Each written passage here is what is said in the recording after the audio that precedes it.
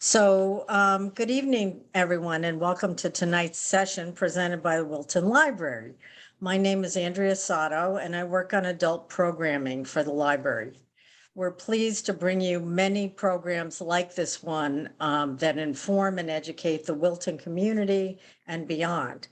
Cut the Cord is presented by James Gifford, who's been a writer, editor, and publisher for 30 years, and in the tech and consumer electronics industry for that long as well. He spent much of the last decade writing about consumer economics and advocating for consumer rights. He's completely independent with no ties or interests to any cable, communications, online, entertainment, or equipment companies. We're grateful to have James here tonight. It's obvious that there is tremendous interest in this topic, as we have several hundred registered for tonight's session. Related to this topic, as an aside, if you have a Wilton Library card or want to get one, you can access a collection of TV shows, movies, and music through resources already available through the library called Canopy and Hoopla, resources that might be available from your local library as well if you're not a Wilton resident. In light of the large number of attendees tonight, we're asking that you hold most of your questions to the end, although James has told us that you can put your questions in the chat, not in the Q&A, in the chat, and he'll take a look at them along the way and see if he can answer them in context or at the end, and he'll do as many as possible. You'll also note that we're recording this session, which will be available to those of you who have signed up for this session for a limited amount of time. And with that, I'm happy to turn the program over to James Gifford. Well, hi there. So let's try to get I'm not sure how to switch the main to me. Is that I'm not sure which screen folks are seeing here. You should be able to do it just like we did when we were setting up. I'm seeing you, Jim. I've got gallery view. If I change the view, then I'm just seeing you. Okay, yeah, the panelist view is sometimes a little strange. It doesn't show me necessarily what folks are saying. Okay, well, if you're not seeing me, I hope you're seeing something interesting. I'm not very interesting. The presentation I'll start in a minute actually is. Anyway, welcome folks. Thanks for getting up your exciting Tuesday evening to be here. I don't know, actually most of us haven't had exciting Tuesday evenings for a while, so maybe this is the most interesting thing in town. My name is James Gifford. I've been giving this presentation now. I gave it a number of times in 2017 live across the entire state, corner to corner. I gave about 30 sessions. It was kind of a pleasure that I managed to dot in the whole state doing it. And then in late 2017, I relocated to Colorado, and that sort of brought an end to it. Then along came all of this fun let's stay indoors time, and a smart librarian contacted me a little over a year ago and said, hey, we do this on Zoom now, so why not pick it up again? So this is around the 25th session that I've done this way. So I think this is the 55th session I've done of this. It is, you don't need to worry. It is, I do update it every time that I give it. In fact, when I was giving it live, I often updated it twice in the same week, and try to bring it to current relevance with everything that's going on, not just the general issues. Anyway, this is Cut the Cord. This is how to tell your cable company to take a hike. Most of them. Let me go ahead and switch to the screen here. This is basically how to tell your cable company to take a hike, mostly, and get TV, movies, and phone service for a fraction of the cost. And what's more important is how to get control of those services. And that was always part of it. And what's become more important over the last few years is how to control your household privacy, because a lot of this entertainment is tied into various things that are kind of spying on you a lot. And that to me is not really an acceptable trade-off, but we'll talk about that more. Anyway, I am, let me go ahead and here's basically a summary of the presentation. The presentation is for TV viewers who are interested in streaming. Obviously, that's probably the reason most of you are here. It's looking for cable customers who are looking to cut costs, which is probably why all of you are here. And a little bit of different approach to it. It's for consumers who are looking for a better option. As Andrea mentioned, a big interest of mine in the last few years has been kind of a radical view of consumer economics. So this isn't just about tech and TV. It's about why we make the choices we do and how to make better ones when spending our entertainment dollar, especially the rather high dollars we tend to spend on things like cable. What we'll cover is the technical basics of streaming, and you can exhale. It's very, very easy. If you've been confused by what you found online or what people try to tell you, really, it's much, much easier than that. It's gotten very easy in the last few years. We'll talk about the type of streaming content you can find out there, and it's unbelievably fast. The amount of stuff that's out there will kind of astound you. And again, it's how to get control of your costs and privacy. This is not about bargains. I'm not here to tell you how to get the cable company to give you the teaser rates for another year or give you HBO free for 6 months or whatever. That's a losing game. We'll talk about why. It's kind of a shell game people fall for. In fact, there was an article in the New York Times just a couple of weeks ago that made absolutely every mistake I'm going to try and tell you to avoid. Most feature writers who get into this really have no idea what they're talking about. And if you try to read any of that and you're confused, trust me, it wasn't you. So how will it go? I like to say 60 to 90 minutes. I don't think I've ever gotten done under 90 minutes in 50 sessions. I'll try to keep it kind of streamlined so that we're not here a long time. But it's a lot of material and there's a lot of ground to cover. And I've streamlined it quite a bit from the live presentations down to what fits into a virtual presentation a little better. But afterwards, I'm willing to go with Q&A as long as the library wants to leave the lights on. And so if you have questions that I don't address in the process of it, please do stick around. I'll be happy to answer them. We'll do all of that via the chat. I'll talk a little more about that in a bit. The goal here is not to give you a university education in streaming technology and everything. I can't. It's a huge subject, and everybody has different needs, different desires, different goals. So what I want to give you is enough working knowledge that you can make sense of it. Like if what I give you isn't enough to make sense of it, you can go look up your own answers for your own specific things, and what you find will make sense. If you've gone out there, if you read articles, if you go onto cord cutter websites and things like that, you probably got lost within 5 minutes because to the people who run the sites and stuff, this is old news. They don't want to talk about the basics. They're talking about this week's technology. So they go from some very basic point into this very intense discussion of why this technology is better than that technology. And frankly, most users don't care. So this is basically to give you the tools and the understanding, the knowledge, so that if I don't give you the answers, you can go out and find your own answers and it will make some sense. That's me, a lousy picture, but you already saw what I look like. As Andrea said, I'm a writer, editor, and publisher primarily. I've written a number of books. I'm a national tech author, written for magazines and blogs and so forth over the last few years. I have about 30 years in and around the tech industry, mostly doing that. I work with very complex systems and then write everything from marketing materials to documentation to maintenance. So I'm very, very good at absorbing very complex subjects and then trying to translate it to whatever level it needs to go. So hopefully that gave me a basis to be very good at making this presentation. Folks so far seem to think so. I'm also a writer in consumer issues. That's my website. That website has nothing to do with the presentation at all.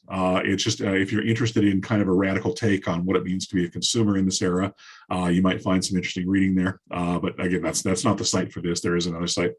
And as Andrea said, I'm an independent speaker. I'm not representing any company. I sold my Netflix stock. I don't. There are products and services and technology that I'm very enthusiastic about because I have found it to be the best solution, the best value for it. I'm not on anybody's payroll or graft list. In fact, when I started giving these live ones, about the third or fourth town, a town had just had a company come in and rolled out fiber through the town, fiber internet. And they were frantic to get me on a Zoom call so that they could tell me how incredibly wonderful their system was so that I could turn around and tell everybody how incredibly wonderful it was. And I said, I'm sorry, I don't work that way. And as a family, we cut the cable a long time ago. I've lost track of exactly when. It was difficult to do then. You had to have a computer that was dedicated to media. And it was sort of like old style ham radio. You had to go in and twiddle the dials for a while before you could get something to watch. I was technically adept enough to do it, but even then it was annoying to have to turn everything on and wait, tune in a station somewhere to watch something. It's much, much easier now. It's easier than cable, frankly, but we've never missed cable. You can get nearly everything you want. Even then, 10 years ago or more, you could get almost everything you wanted. Now there's actually more material on streaming than there is available from cable. Anyway, questions, Audrey Higgins mentioned, I think, go ahead and type questions in the chat. What I do is I try to keep an eye on it as I'm doing it. Sometimes people ask a really good question about exactly what I'm talking about, and I can work it into what I'm talking about. If it might be a point I've missed or something I don't go into detail on. What I will do is at the end, I will skim through it, and you can re-enter questions if I didn't answer them, and I will try to answer those, as many of those as I can in the time and so forth permitting. So basically, a lot of times what happened in the live sessions, we would be early in thing and somebody would raise their hand and ask a question about something that I was going to cover later, and I would stop and talk about that, and we would get very, very confused. So the slide was originally basically hold all questions till the end. With Zoom, it's a little different. You can ask the questions and I can just ignore them. Anyway, but I will try to get to everybody's specific questions if I don't answer them in the course of the overall presentation. All of the important information is at that website, nitropress.net/CTC. That'll take you to a page that has it's not a summary of the presentation, but it has all the information. There's a lot of web addresses and URLs and companies that I recommend and sorts of it. You don't have to frantically try to write down these long URLs. Like there's one for the FCC that's about 40 characters long. You don't have to write any of it really down. If you just write that down, everything that you need, everything you would write down in notes probably is at that address. And I'll present that address again at the end. So let's start with some basic terms. Something I discovered in the live things, we get about halfway through, people had a little bit different idea about what some of these things meant. They're discussed different ways in popular writing, and even people who are technically adept sometimes have somewhat mixed ideas about it. So this is very basic, but let's start with the basics. The internet is the whole global network that connects everything. It's the stuff out there. It's the wired service that comes to your house. You may use a satellite dish. Some folks in more remote areas do, but generally it's the wired service that, brings all of that to your house. Wi-Fi is something different. Wi-Fi is the optional. It's the wireless network inside your home or your business, and it connects to the internet to let you connect out to the world. The two terms have become a little blurred, especially when like cities will have things like they'll have public Wi-Fi. What it is, it's public internet being delivered to you through Wi-Fi. But Wi-Fi and internet are not quite the same thing. So when I talk about it, it's two different things. I do talk a little bit about Wi-Fi as a support layer for streaming and for household activities. So internet, Wi-Fi, two different things. Streaming is all of the audio and video entertainment you can get from the internet, no matter where it comes from. It comes from a variety of sources. It uses a variety of technology, a variety of access levels. It's something of an outdated term already. I won't waste time telling why. Just it used to mean something. It doesn't really mean anything. It's something like dial a telephone. Even when we're tapping on a glass screen, we're still dialing a telephone. Streaming is something like that. The actual term is a little bit antiquated, but that's what it means. All the stuff you get from the internet for entertainment. Cable, when I talk about cable, I don't mean all of the services a cable company brings. I mean, they bring the TV, they bring phone, they bring security, they bring all kinds of secondary services. I don't mean all of that. When I talk about cable, I mean cable TV like it used to be. So it's streaming entertainment versus cable entertainment. That's how I refer to them. Cable, I used to go on for a long time about cable, why cable was a failed model. We all know pretty much now. It's become more, in 2017, it was still an evolving thing. Now we know it pretty much. It's all really summed up by that top line. It's what they want to sell us, sold their way. They define the packages, they define the rates, they keep moving it around. Every once in a while, they'll rearrange all the channel numbers and drive everybody crazy.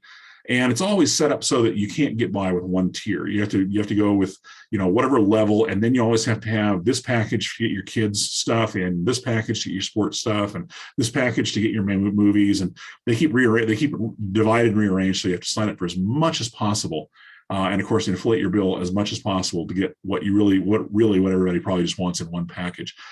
And they've just they used to be a regulated industry. As those of you who are older, and when cable was rolled out in towns, since they came in as a public utility, they had to roll out a physical cable to each house. So it was in between. One, they were a private business, but they were also treated as a public utility, and they supposedly answer to regulatory boards and stuff. Not really. Something that's interesting. You have a cable bill. If you haven't looked at things like your cable bill for a long time. If you just like, you look at the top line or you get an email that says you owe us $98.43, take a look at your cable bill at the line listing of it and how much stuff is crowded in there. The one that always cracks me up is there's almost always something called a line maintenance fee or service adjustment fee or support fee. And what it is they bury it in with all of the taxes and all, which are mostly trivial. There, 9/11 fees for the phone system, and there's communication fees, and those only add up to a few dollars, so they aren't much. But there's almost always one in there for $15 or $20. They bundle in there that's the service fee, line fee, maintenance fee. It's just them tacking $10 or $15 or $20 onto the bill. So when they guarantee your rate for $49.99 for a year, that doesn't mean they can't raise that fee. They're just gouging another chunk of money out of you on another level. And as far as if you're lucky enough to live somewhere where you have multiple providers, people think they're very clever. They go with company A, and then when the teaser rates run out with company A, they go to company B and they get teaser rates for a year, and they go back to company A and they get teaser rates. Well, there's two problems with that. One, you really aren't gaining anything; it's a losing game. You're spending more time on it and with more time and trouble than you should. Also, if you live in one place very long, the companies get wise to it and won't give you the introductory rates anymore. You go back to company A and they say, well, it's the third time you switched. You can either have it at full price or stay with your guys. We don't care. So anyway, cable, failed business model. There's a much better model that we can move to. It's gotten even better in the last few years. And the big question is, how do you get rid of cable in Connecticut? So I lived there for 6 years. I lived in a small town in Tolland, just east of Hartford. And the answer to that, unfortunately, is you really can't. In a small town, you don't have many choices. Most towns have one provider. If you're lucky, you have two. There are the satellite providers. They tend to be very expensive relative to the other ones. So you're kind of stuck with cable to be your internet provider. But you can beat the whole thing into submission with a concept that we can call ITV, which is basically internet TV. It's also independent. It's also relatively inexpensive. I used to have intelligent up there, but then I realized there's really nothing intelligent about TV, so I took that out. But the idea with ITV is you get rid of all of the entertainment services your cable company provides. You go just to internet and you go find your own sources.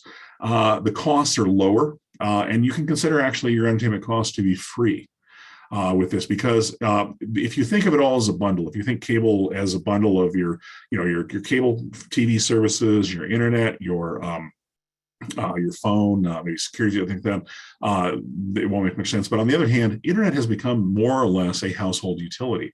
You have to have it for many, many things, not just internet, not just cable. Cable TV can't do anything. It can't shovel your front walk. It can't walk your dog. It can't clean your refrigerator. All it's good is for dumping video at you. You can't use it for anything else. The internet, though, of course, you can use. It's like electricity or town gas or town water. You can use it for anything you want. So if you consider your internet connection a utility, you can put your entertainment on top of that at no added cost at all. You can have it for absolutely free. There are pay services that you want to go to. We'll talk more about that, but basically you don't have to. There is an immense amount of stuff out there that is absolutely free as long as you have an internet connection to bring it in. It does bring viewer cost control. You pay only what you want to watch. It's not like cable where you have to pay for 500 channels, 480 of which you will never watch. It's not like paying for HBO, whether you only want to watch one or two movies. You pay for it by the month, whether you only watch one or two movies or not. There's mostly no contracts. Most of what is on streaming is month to month. You can cancel it. In fact, things like Netflix, it was common for a long time. People would turn it off all summer. They knew they weren't going to be inside watching anything, so they would turn it off. Netflix actually had a suspend option. You could go in and say, suspend my account for 3 months, then turn it back on. I think they took that away. It was a little too easy for you. And of course, most movies and stuff are pay-per-view. If you don't watch any movies, you don't pay anything. If you watch one movie, you pay $4 or $5 for it. If you watch a few movies, you pay only for them. You don't have to pay for movie channels and movie packages and HBO and stars and things because you occasionally watch a movie. Much more cost control. You can also choose only what you want to watch, which is a little bit more subtle. Cable tends to dump a ton of stuff at you, and there's a kind of a compulsion to watch because it's only on at a certain time. Most people who go to streaming find they end up watching a great deal less because they have control over it. They can watch what they want when they want to watch it rather than being forced to watch it on Thursday nights at 8 o'clock. There are no recording hassles or things. You don't need a DVR. You don't need TiVo. Nearly all streaming is on demand. Like if you're familiar with Netflix, you go into Netflix, they have 120,000 programs you can watch anytime you want. Start them, stop them, play them, rewind them, watch them again, stop and watch something else. It's all recorded for you. You don't have to clear off your Gilligan's Island collection to make room for more stuff on your DVR. TiVo, in fact, the TiVo is one of the big scams, I think, about paying a fee to keep tuning your TV always struck me as being a bit of a scam. And its choices in 2017, I said the choices were almost as wide as cable. And that was true. Now it is much wider than cable because nearly everything you can get via cable is available on streaming. And then there are many, many other resources. To start with, Andrew, I mentioned the library streaming services. Those are only available via streaming. That's just the tip of the iceberg as to what's out there that is not available on cable. So the choices are much wider. This is something else that came up in live. We get about halfway through, and someone would ask, "Well, do I have to get rid of cable?" So no, you don't. You can add streaming to cable, and the only thing I recommend is towards the end I'll talk about it. That's kind of a protocol you should follow so you don't get stuck in the middle. A lot of people do it. They'll get a box, they'll get it set up, they'll get Netflix, they'll get Hulu, and they never really quite get rid of cable. And so I recommend that you kind of make the leap to streaming, and pretty soon you'll find out you're not watching cable anymore. Then cut it. Don't get stuck in the middle. But you can add this right now without changing your cable at all. You don't have to go from one to the other as long as you have internet. And of course, the big thing is you can have zero commercials. One of the really nice things about streaming is you can arrange all of your viewing. You can choose all of your providers, stuff that you have no commercials at all. You never have to watch another pharmaceutical ad as long as you live. You don't have to watch the same Chevy truck ad 5 times while watching your broadcast show. Of course, there's a little bit of a trade-off between that. The free program, the free shows, the free channels are advertising driven. It's not as bad as it used to be. And to get to zero commercials, you do have to get into the pay spectrum, but you do have the choice. And to me, with my consumer advocate hat on, getting rid of all the commercials is a huge benefit. So let's talk real quick here. For one thing, this is a really, really large audience, and usually the audience is from the town of the library or very, very close, and I can talk about very specific things for that. This is obviously an audience that spreads all the way across southern Connecticut. There are between the two cities, maybe even over across the state line and so forth. So I'm going to expand what I say a little bit here. To cover kind of everybody individually. Usually I could talk about, okay, all of you folks in Wilton have this, but a lot of you folks probably aren't in Wilton, or you may even be a Wilton library patron, but still live quite a ways away. So I'm going to talk a little more generally about this. Something people have forgotten is the original streaming, broadcast television.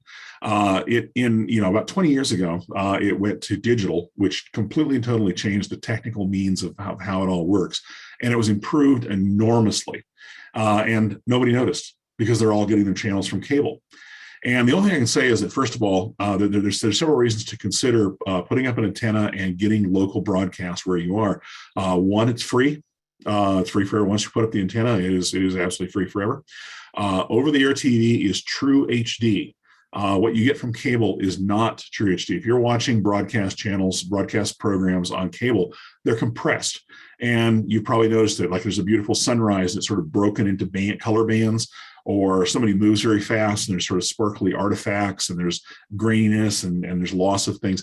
It looks pretty, but it's not as good as it can get. Broadcast TV is true HD. If there are programs you watch, especially the ones that are, what I call New York porn, there's shows I watch because they're set in New York, and I just love seeing New York frequently.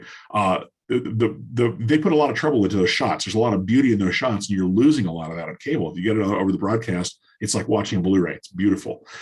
And the other thing too is it used to be that one channel was one program. Now with digital TV, each OTA station is typically 3 channels. So if you get 10 channels, you're actually probably getting closer to 30. Channel 10-1 might be the NBC affiliate. 10-2 is probably other NBC programming. It's other programs or reruns, or probably just filler, really.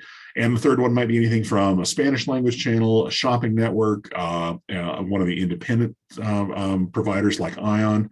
But there's a ton of stuff out there In fact, there are people who, if you live in a relatively dense city area, you can put up an antenna, a decent antenna, and you don't need cable or internet or streaming at all. You've got all the video you can possibly watch from as many as 100 channels that you get over your TV antenna, all in this absolute crystalline, gorgeous quality.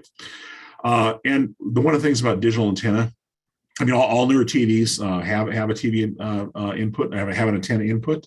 You're probably not using it. You'll probably have to dust it off before you connect anything to it.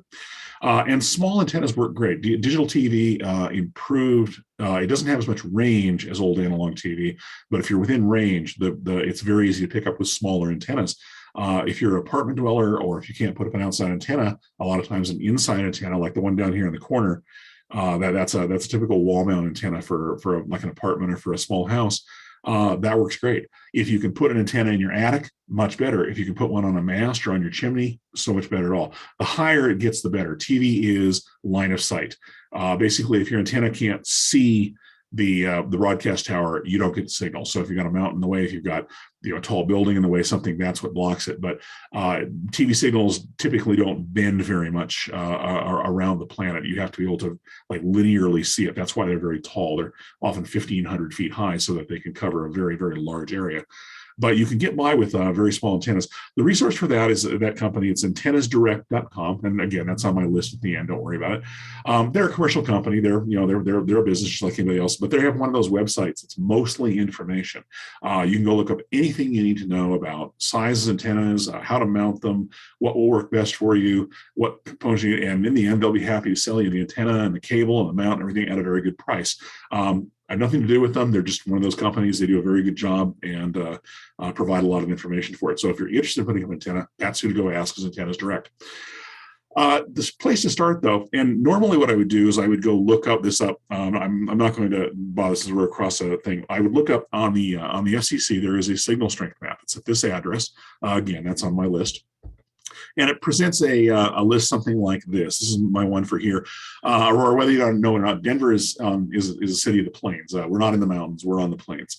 So I have 2 or 3 big towers, and I've got around 30 green, very strong channels, which means I've got 60 or 70 or 100 channels that I can receive with a relatively small antenna that I have in my garage. What's more typical in Connecticut, unfortunately, is like this. And Tolland is over there. It sort of sits in a bit of a hollow over there. It's basically not worth having a TV antenna at all. Even a very tall one will not pick up any stations at all. And when I looked up Wilton proper by using the library address, it's about like this. Wilton itself has very poor TV, but since you folks are apparently spread across a very, very wide range, what you do is you go to this FCC site. In fact, let's go ahead and do it. Let me go ahead and switch over. And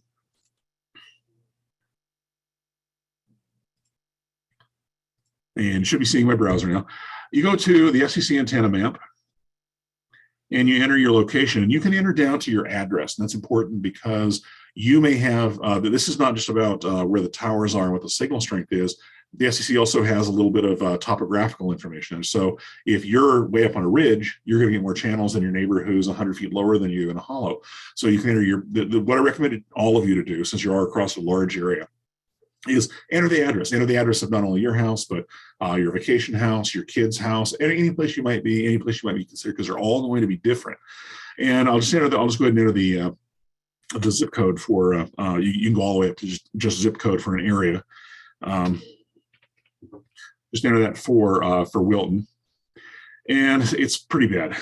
3 yellow mid-power channels is not very good. It's probably not worth putting up an antenna. But again, everybody, if you look up your address, you may find that you have much stronger channels. You want at least a few green channels to be sure. But that's how you do it. You go here, and you can enter anything. Like I said, the granularity goes right down to your address, and it will tell you whether or not it's worth even looking at an antenna. If you do have green channels, I really, really strongly recommend it. Put up at least a small antenna. There's a number of reasons. Like I said, 1, it's free forever. 2, the quality is much better, and if you take the time to switch over to NBC when your program is on, you'll get more enjoyment out of it.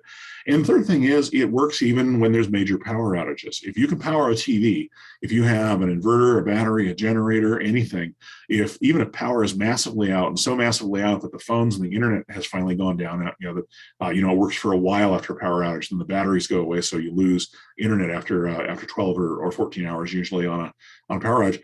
If you can power the TV, you've got TV.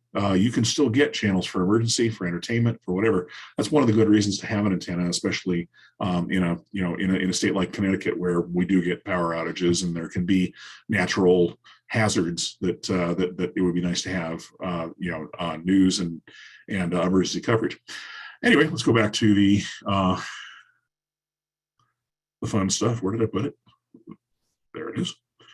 The buttons move around on Zoom. I have to look every time. Okay. So anyway, basically I'll just leave it at that. It is worth looking up. I will only make a couple more references to it, but otherwise I'll skip over it. It's sort of the original streaming. It's worth adding. So, okay, let's talk about the technical basics for iTV on your couch. And what I mean, and when I say on your couch, I'm going to approach most of this as if you want to replace cable. You want to flop down on the couch, you want to pick up a remote, you want to watch TV. That's only a fraction of the way you can use streaming. Streaming, of course, works on any device that has internet on one end and a screen on the other. It can work on your phone, it can work on a tablet, it can work on a laptop, it can work on a computer. And you can move from one to the other as long as you have internet of a reasonable minimum speed. You can do everything I'm talking about. You don't have to do it on your TV. But generally, folks are looking for that couch solution, that cable solution. So that's what I'm focused on. But as I talk about all of this, keep in mind you can do it. A lot of you are probably listening to this on a smartphone, on a tablet. That's streaming. If you any device you're connected to right now, you can do streaming on. So keep that in mind. The first thing that you need is good internet service, and that's kind of a minefield. I have a slide about that next. I used to go into a lot of detail about it. It's just too time consuming. This presentation already runs on the long side. I can't spend 15 or 20 minutes on good internet. So it boils down to that. Either you know what it means, or you have a 13-year-old nephew who can tell you what it means, or you have a wise neighbor who can tell you what it means, or in the end, you can hire somebody to come tell you what it means. I'll talk a little more about that in a minute. But basically, you need good internet service because that's the basis for all streaming. You need a TV with an HDMI port. That's the sort of big D-shaped port on the side. It looks scary. It's not. It's actually something of a blessing to people who are not technically adept. Those of you who remember things like hooking up VCRs back in the day, and they had 5 or 6 cables and 10 or 15 connectors, and you could get them all wrong, and they could come loose. It was a pain in the neck. HDMI makes it all very, very easy. Everything is in that port. The video, audio, the control signals, sometimes even power. You plug the HDMI cable into a device, you plug the HDMI cable into the TV, and you're done. It's that simple. But there are almost no streaming devices that don't need HDMI. Back in the day, even as late as 2017, when I first started talking about this, there were a few that worked with older technologies, component video and so forth, that they're pretty much gone. If you don't have an HDMI TV port on your TV, you're going to have to find another solution. The good news is virtually all TVs in the last 15 years do. Unless you have a really old TV, should not be an issue. Then you need a streaming video device of some kind. It's the cable box between the internet. It takes what's on the internet and puts it on your TV. There's a bunch of solutions for that. We'll talk about that in a minute. And the other technical device you need is a credit card. Basically, once you have a streaming box now it's set up, you can watch a vast amount of free material. But if you want to sign up for Netflix, Hulu, Amazon Prime, the other services, they don't have any billing system. The only way they can charge you is a credit card. That may seem a little obvious, but in some of the live sessions, I'd get about 2/3 of the way through and somebody go, well, I don't have a credit card because I maxed it out, or I lost mine at Mohegan Sun, or I'm smart, I don't have any credit cards. So basically, just a heads up, you do need a credit card to be able to use the online pay services, but that's pretty much universal for all kinds of services these days. So shouldn't be too big of a surprise. So this is one slide that used to be about 20 minutes of discussion. I will just skim through it real quickly. You need good internet. It needs to be high reliability, which means it doesn't drop out. Some of you probably have lived with internet that dropped out for 5 minutes every afternoon, or an hour every week, or need a repair. That's really frustrating. You want high reliability. What's more important is you want low latency. That's the lag. A little different than speed. If you're on a website, for instance, and you click a button and a page comes up, and you click a button and a page comes up, and you click a button and a page comes up, that's very, very low lag. Your click is getting all the way over to where the server is. The server is sending the page all the way back to you very, very quickly. If you're somewhere and you click on a button and it takes a while, and then all of a sudden, bam, the page comes up, that's long lag. It's taking a long time for your signal to get all the way across to the providing server and back. Lag kills video. Speed is unimportant. Lag that's where if you've been watching something and it freezes and you get a bar that says buffering or something like that, it's probably the most annoying fault you can have. So you want internet that has very low latency, low ping. What you don't need is speed. One of the most grossly oversold things in the modern economy is internet speed. Very few households need more than about 50 megabits per second. 25 is adequate. Being sold 100, 200, 500 gigabit fiber is like being sold a Ferrari to drive slowly down to the grocery store. You simply don't need those speeds. The people who need those speeds are often misinformed about why they need them. And here, we'll just do a quick thing over here. Typical video speeds. Standard video is about 2 megabits per second. HD, which is most video, is about 6 megabits per second. Do the math. If you have a 25 megabit connection, that means 4 people can watch HD within that same bandwidth. That's all it is. That's the simple math. Even if you have 4K, the very high resolution video, it varies quite a bit, but the standard more or less is Netflix. They tend to run it at 14 megabits per second. Still, 2 people could be watching 4K on a 25 megabit thing. Be a little tiny bit of buffering, but you wouldn't see it. So about 50 is about as fast as anybody needs at all ever for anything, simply because most video is by far the biggest hog of that video bandwidth, and 50 megabits is enough to handle a whole house full of people watching TV at the same time. You simply don't need any more. The big argument is gamers will say you'll see that a lot. Oh, you have to have incredibly fast internet for gaming. No, you don't. Games, I'm a gamer. Games use about 1 megabit per second. They don't send all of that video and all that frantic action and stuff over the thing. That's in your computer. The only thing it sends back and forth is a very thin control stream. And you need reliability, you need low ping, but you don't need a lot of bandwidth. The reason gamers like a lot of very, very high speed is so they can download the new games faster. That's very simple. I click download, and I go get a cup of coffee. When I come back, the game is downloaded. No, it didn't download in 10 seconds, but I'm not paying $200 a month for my internet either. Anyway, the other thing you want to do from providers, you locate all internet providers in your area. Unfortunately, most small towns only have one, usually a second one. Again, we could go look at it. It's not really worth it. What you typically have is you have a cable company that provides cable internet, and then the alternative is usually there's different companies doing it. There's I can't think of the name that's here. What they do is they use a technique called DSL or ADSL. They use the old Ma Bell copper wires that come to every house and are already there. It's a different technology that brings it to you. You usually have a choice of the cable internet company and the DSL cable company.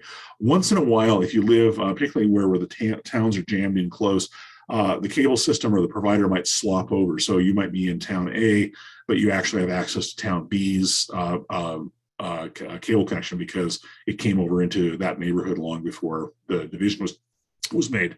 So what you want to do is you want to look up all the internet providers that are in your area. Actually, let's go ahead and do that. Again, I have to limit it obviously just to Wilton, and there's probably many more of you. Let's go back to the browser, and what you do is you go to a company called Broadband Now. Getting consistent broadband information, getting consistent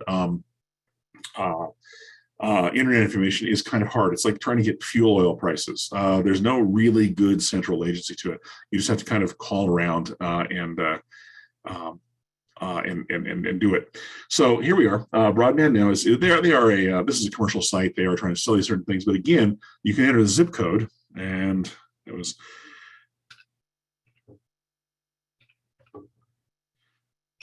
And so the folks in Wilton have basically a choice of 2. Optimum Cable covers nearly all of it. And this is T-Mobile Home Internet. I'm pretty sure is a DSL provider, and they cover most of it. So you do have a few choices. When you add this, if you're in a bigger area, like I'm in a big city next to Denver, I think I have a choice of about 10 providers, and there's a lot of competition. So if you're near one of the bigger cities, or if you're lucky, if you're in a town that has multiple things, you can sort through them.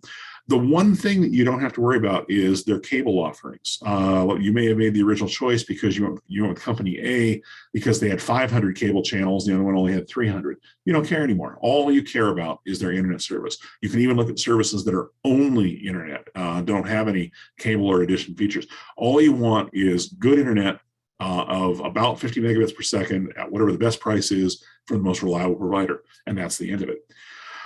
Data caps have come. Let me go back to this.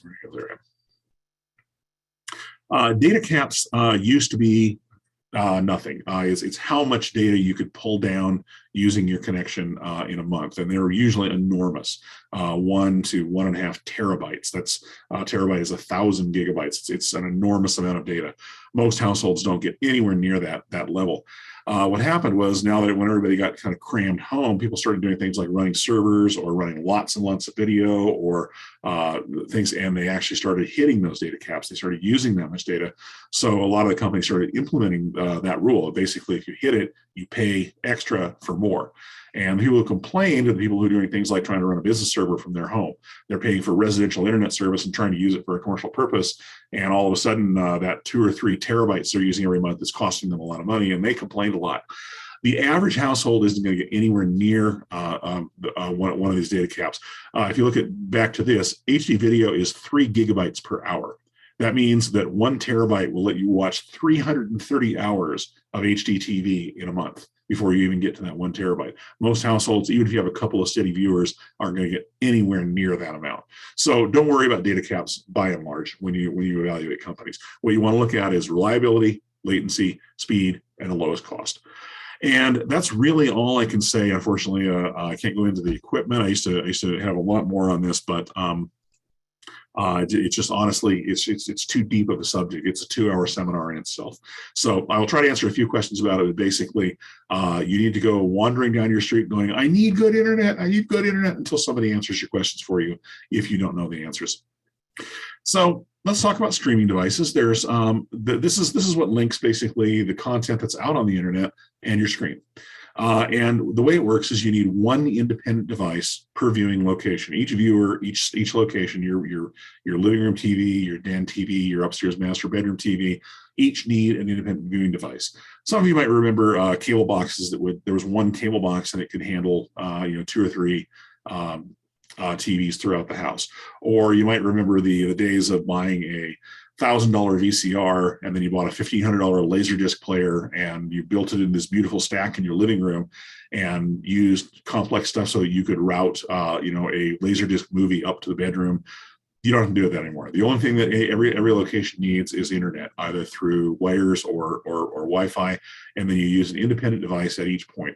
What you're watching in the living room has absolutely nothing to do with what somebody is doing or watching up in an upstairs bedroom or the den or wherever.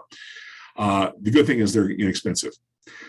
Each one of these can be any of the following. It can be any computer, any tablet, any smartphone, probably what most of you are using right now. This will work fine for everything I'm talking about.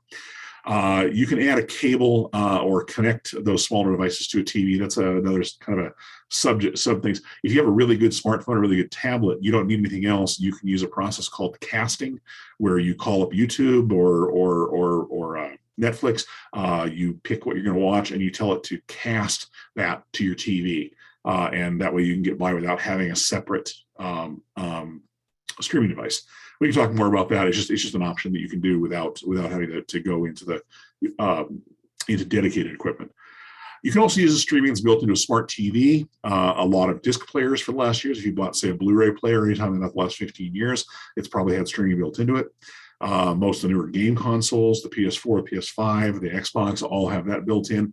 If you have that, it's worth using. The good is it's free. You've already paid for it. It's already there. It's working. The bad is it's not really the best implementation usually. Smart TVs in particular tend to have very clumsy menus.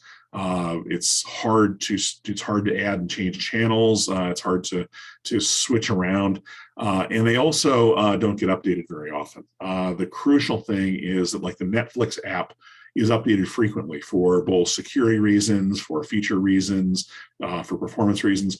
And if you have a smart TV from LG or Vizio or Samsung, they only update those apps and those for a while. You get 2 or 3 years down the road, and the apps will stop working. So smart TVs, what I recommend is nobody buy a smart TV. Buy a TV that is the best TV for your budget. Don't worry about Smart Hub or anything else built in. Buy a great TV, and then you buy an inexpensive device to do the streaming for you. By separating them, you get a much better deal, and you will have a much better experience. And again, if that's what you have, if you have a Roku TV right now, that's fine. There's nothing wrong with that. Your next choice, you may want to make a different choice for the equipment you choose to replace it. The best thing, though, of course, is a streaming appliance, a box that does nothing but streaming, and that's really what brings it back into the realm of cable, where you just pick up a remote and watch TV, no hassles. Streaming devices are basically, they're small. This is basically, that's a rule. They're typically very small, 5 or 6 inches across. By the way, there is no such thing as a streaming extreme box. It's a stupid name I made up, and I left it there without the cross. And I would get people asking where they could buy one, and I was tempted to say, well, send me a check. But no, it's just a dumb generic name I made up. We'll talk about specific ones, but they tend to be very small. They don't need a cabinet. They can sit on top of a credenza. They can sit on a plant stand. You can put a little tiny shelf right on top or bottom of the TV. They're very unobtrusive, not like the old giant racks of video equipment. They use the internet, of course. Nearly all of them use Wi-Fi, and I'm a big fan of Wi-Fi, but not for entertainment, just because it will fail at the most obnoxious times. You will sit, you'll be tired, you'll be exhausted, you will flop down, you will hit play, and it will say, please enter password, or can't find signal, or something else. You'll have to fiddle with the stupid thing to get it to connect so you can just sit and watch the TV.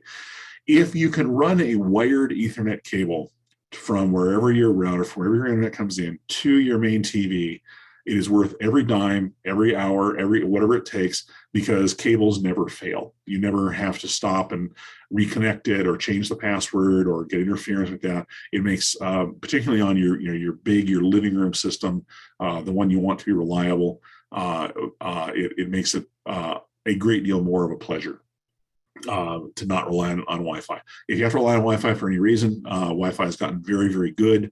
It's not necessarily second rate, but wiring it will make it a lot more pleasant for you. So basically, you have the internet come in, and what goes out is that HDMI cable. You plug the HDMI cable into the box, you plug it into the TV, you're done. That's the entire technical setup. Almost anyone can do that. It doesn't require any complex knowledge whatsoever.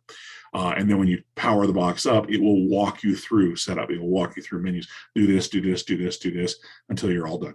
It's very easy. They do have a remote, and a lot of the remotes are, you can get, if you have an integrated remote, like a Harmony, the Logitech ones. I have a very old Logitech Harmony. It was very easy to load the Roku settings into it, so that it's all smoothly integrated, just the way your cable remote used to be. You don't have to deal with a bunch of different ones. What these are is they are small computers, of course, and they mostly run Android. That's all but the only ones that don't run Android are the ones from Apple. All the ones for everybody else run Android. They're basically like an Android phone that has no screen. The screen is your TV. You add an app for each channel you want. You want Netflix, you add the Netflix app. You want Hulu, you add the Hulu app, and so forth in the line. You don't have to add hundreds of apps that you will never use. You only add what you want. All of them these days are HD. Back when I gave this in 2017, there were still some that were either only SD, only standard television resolution, or SD plus HD. Nearly all of them are HD now. In fact, there are very few that are not also 4K. This is one thing that you actually want to spend a little bit of extra money on. You don't want to buy the cheapest one you can get. You don't want to limit the features. So you say you don't have a 4K TV. Well, next time you will. They basically don't make HD TVs anymore. So if a year from now your TV goes on the fritz, you go out and you buy a new TV, it's 4K.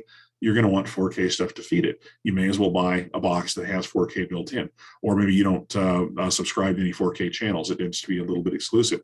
It's still worth having. It doesn't cost much. We're talking about the difference between $30 or $35 to maybe $50 or $60. It's a very, very small thing. These do have a very long lifespan as well. The first of these that I ever bought was a Roku 2. It's probably approaching 12 years old. My son there in Connecticut still has it and still uses it. It still works fine. I have a newer one. It's a Roku Series 4. That's actually a couple of generations old now. It still works beautifully.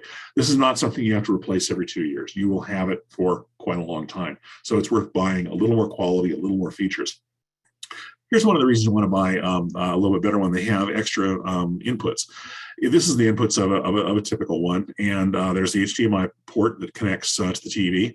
There's the Ethernet that connects to the internet, which, again, I recommend rather than using Wi-Fi. Of course, they have a power source. They use a wall wart for power and plug in. But the neat thing that a lot of the boxes have is a USB port, just like a laptop or whatever. You can plug a thumb drive into that with photos or video and play it on your TV. It has never been easier to bore all your neighbors with your vacation photos. You don't have to get out the slide projector. You don't have to get out a laptop, anything. You just plug it into your streaming box and you go to the media manager that's built into it, and you can watch. You can go through a whole library of pictures. You can run video, all kinds of things. It's story's getting a little old now. My granddaughter is 14 months old, but my daughter came over almost 2 years ago now with a thumb drive and plugged it in, and it only took like 2 minutes, and we were watching the 3D ultrasound of my forthcoming granddaughter. It was absolutely trivial to do it. It took no technical expertise whatsoever. Very nice to have. Not all of them have it. It's worth buying one that has these advanced, nice little features. And one final thing, this is something that I wasn't even aware of until I'd given several of these virtual things. Don't get caught by scams in setting these up. I wasn't aware of this. There are no recurring fees. This is not like a cable service or TiVo. You don't have to pay anything at all. Once you bought it, you own it. It works forever. You don't have to pay a fee to anybody just to use it. There is apparently a scam system out there. Usually, like when you're setting it up, at some point it will get to, now go to this web address, roku.com/startup. And that's where you fill out your account information. You give a credit card so that you can charge movies, things like that. That's all perfectly legitimate. What happens is if you mistype that, you will end up on another site which is the same, and it will take you through the whole thing. It will take your personal information, it'll take your credit card information, and then it will ask you how you want to pay your monthly fees. And people fall for it, and they end up paying a fortune to these scammers for something that they don't have to pay for. So if you ever get to a setup in these and it's asking about payment or fees, or other than registering a credit card for purchases, if it ever says anything, if there's fees or monthly charge like that, you're in the wrong place. Get out of there. Anyway, that's the basics of them. And let's go to the specific. And it's very simple. I used to talk about a lot of different makes and models and things, and it's not really worth it. There is really only, if you're going to go out tomorrow and buy a streaming device, there's really only one brand worth buying, and it's Roku. Like I said, I did find out actually they are a stock company. I could buy stock in them, but I don't own any. I simply have had 2 or 3. There are many, many reasons why I recommend them over everybody else. I'll try to get a little of that in. Basically, they were the original. They were the guys who took it from the days when you had to have a computer and you had to boot the computer and you had to start up an application, and then you had to update a driver, and then you had to go searching for something, and then you had to click on a link, and then you had to tell it, yeah, I really want to, and then you could watch something. These are the guys who turned it into a cable box. You turn on the TV, you pick up the remote, you watch TV. They made it an appliance. It's very simple. They were the original. They still do, I think, the best job of it. They're very, very reliable. As I said, my son uses one that's 12 years old. I use one that's 3 or 4 years old now. What they're very good at is updating it. They update the operating system. They update the technical specs. They update all of the apps. You never have to worry about that. That's the one thing they're very good at. They made a commitment. Even that 12-year-old one was recently updated to the very, very newest. It's Roku OS 10 something. They didn't exclude anybody. They actually came up with a version that works on the oldest versions. It's a great investment, and these are very reasonably priced. You can get them between about $50 and $100, depending on the features, and you can't get a better value from anybody else. One of the other reasons too is because they are more or less neutral. They're a little less neutral than they used to be. They used to be the Switzerland of streaming. Everybody had an app for them. There was no competition for it. You could get the Amazon Prime app. You could get Netflix. You could get Hulu. You could get Apple TV Plus. Everybody made an app that worked for them, and they all worked together without interfering with each other. So they've gotten a little more. They've got their own channel now. They've got their own services. Even if you're not paying a lot of attention to this market, you may know that they had a big battle with Google and YouTube over the last year that was finally resolved. But in general, it's they are the most neutral provider, and that's to me one of the most important things. We'll talk about what non-neutrality is in the next slide. They had many models over the last few years. Any one you can lay your hands on. If your kids have one, they're not using one.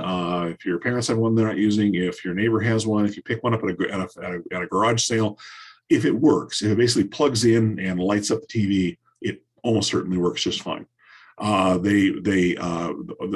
of the longevity, because of the updates, because of the way they're designed, you can, it's not something, the fundamental technology, the fundamental box does not get outdated. There are, newer ones are better. What they are typically is faster. And when they say faster, when they talk about speed, they're not talking about, it doesn't have to do with the video, it's how fast the menus work. Like the older ones, the one my son has, is a little slow. You click and something happens, and you click, and the next menu comes up, and you click, and it goes to the app. It's a little slow, but it still works just fine. The newer they are, and then if you have the box version, they're faster. Everything happens more like on a computer. It's a little faster. It's all you really get. So anyone you can get, anyone that works, is good enough. There are two basic models of streaming devices. One is the box. That's what I've been talking about. They're a little box. They're about the size of a stack of CDs, very small. They do tend to be faster. They do tend to have the better video, 4K, UHD, other things built in, although those are now coming to the other model as well. If you're only going to buy one, if you're going to buy one for your living room, buy a box. All of the advantages of a box will do you very, very well for your main living room, let's watch TV box. The other model is a stick, and what they look like is a great big thumb drive. They're about twice as big as a thumb drive, and they plug directly into the HDMI port on the TV. These are nice because they're portable. They're big with the college crowd. Somebody in college can, they plug in their little TV in their dorm room. They watch something, they unplug it, they go to the common room, they plug it in, they finish watching the movie with the crowd, they unplug it, they take it over to their girlfriend's house, plug it into the TV there. Your account, your thing, all you need is internet. Your accounts, your channels, everything all go with you wherever. It's great if you travel. That's the one to take up to your vacation house. That's the one to take to your RV. That's the one to take over to your in-laws' house if you want to watch something and you don't know what shows, what channels they have. What I would recommend is buy a box for your first one, because there's many advantages. Like I said, they're just better in many ways. And if you're going to buy a second one for, say, the master bedroom, go ahead and buy a stick there. You may never unplug it. You may never use it for anything else, but you have the advantage. You could take it out to the garage. You could take it to the den. You could take it to the neighbors. So that's the two fundamental types, the box and stick. Just generally speaking, stick have a few limitations. One of the limitations of the sticks are they don't have any way to connect wired internet. So if you're going to follow my recommendation to put in a wired internet connection for it and have the more reliable service and so forth, you can't do that with a stick. So that's another lean back to the box. I think that's it. Oh, and there's an app port. Basically, you can put the Roku app on both Android and Apple phones or tablets.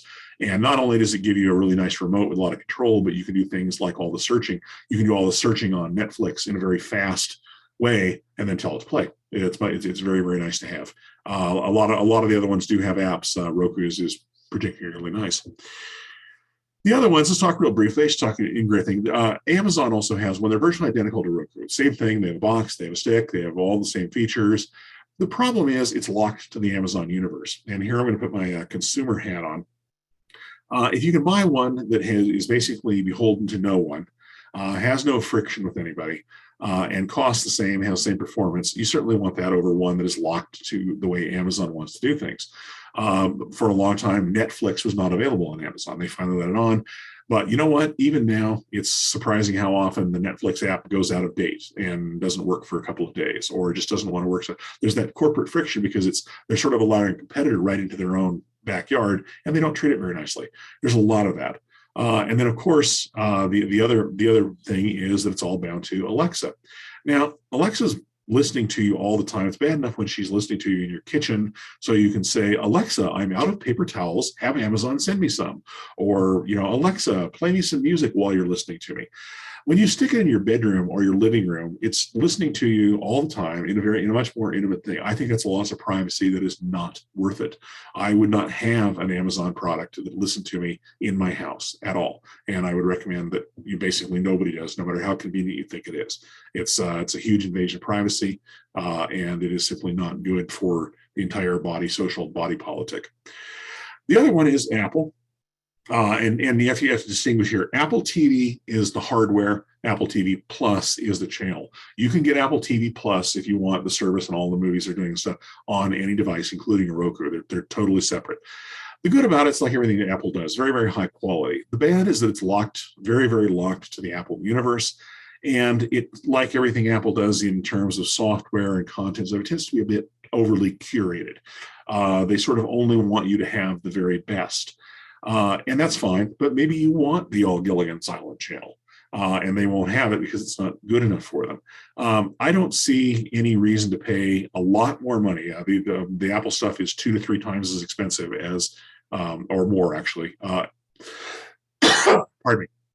2 or 3 times more expensive than the Roku and the Amazon stuff, and they limit you a lot more. If you're a big Apple fan, if you've got an Apple ecosystem in your house, you might find that it works a little better with all the stuff you're used to. That's the only ones I recommend to.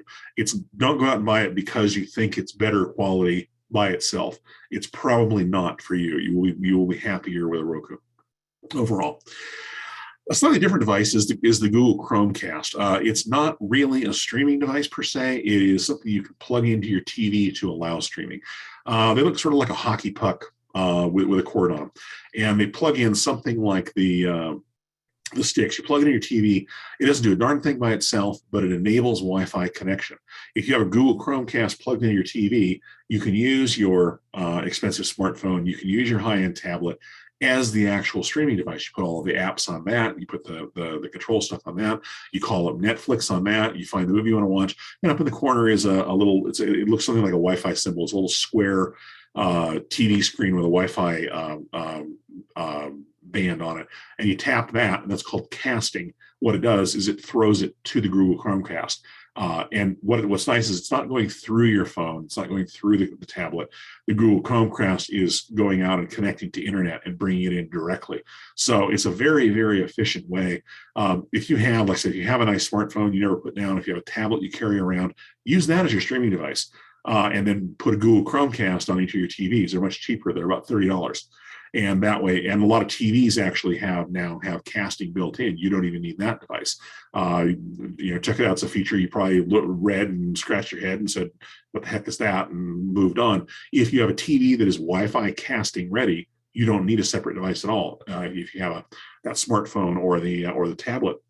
And it's very convenient. Of course, that means nobody else in the room can watch. It's best for singles or couples where there won't be somebody sitting in the living room who wants to watch somebody elsewhere who has the smartphone. If you want to share the sharing or share the streaming, you will want a fixed device, but it is a good option. The other is just real quickly. If you are in a Comcast town, an Xfinity town, you've probably been bombarded with offers to take their free streaming box, the Flex. Don't. Get rid of it, throw it away. In fact, I would recommend that you take it, disconnect it, stomp it into rubble, and throw it away.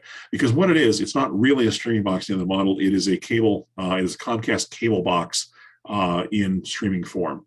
The technology is really not that different. Cable actually is a form of streaming. It's just a more technical form, and it's very, very locked to the Comcast. The cable model, you have to have it if you want to go to the streaming model and you want certain Comcast features. It's really the antithesis of everything that streaming is all about. But they sell it to you, or they don't even sell it to you. They give it to you as this wonderful free device, and you're just shackling yourself to a different boulder. And of course, you can't. If you want more, you have to pay $5 a month for them. This is a $20 item, folks. So basically, if they're charging you $5 a month for the one in your master bedroom, you're paying $60 a year for a $20 item. Just bad all the way. It's probably the only thing in this entire spectrum that I would say, actually get rid of the damn thing and go get a Roku instead. You will be much happier. You will also see generic boxes, places like Walmart. There's lots of places where they'll have a $20 box in a plastic clamshell, and they'll talk about how it's free TV and stuff like that. What these are basically generic Android streaming devices, and they work fine. But there's something like the smart TVs. There's no owner, there's no company out there supporting them.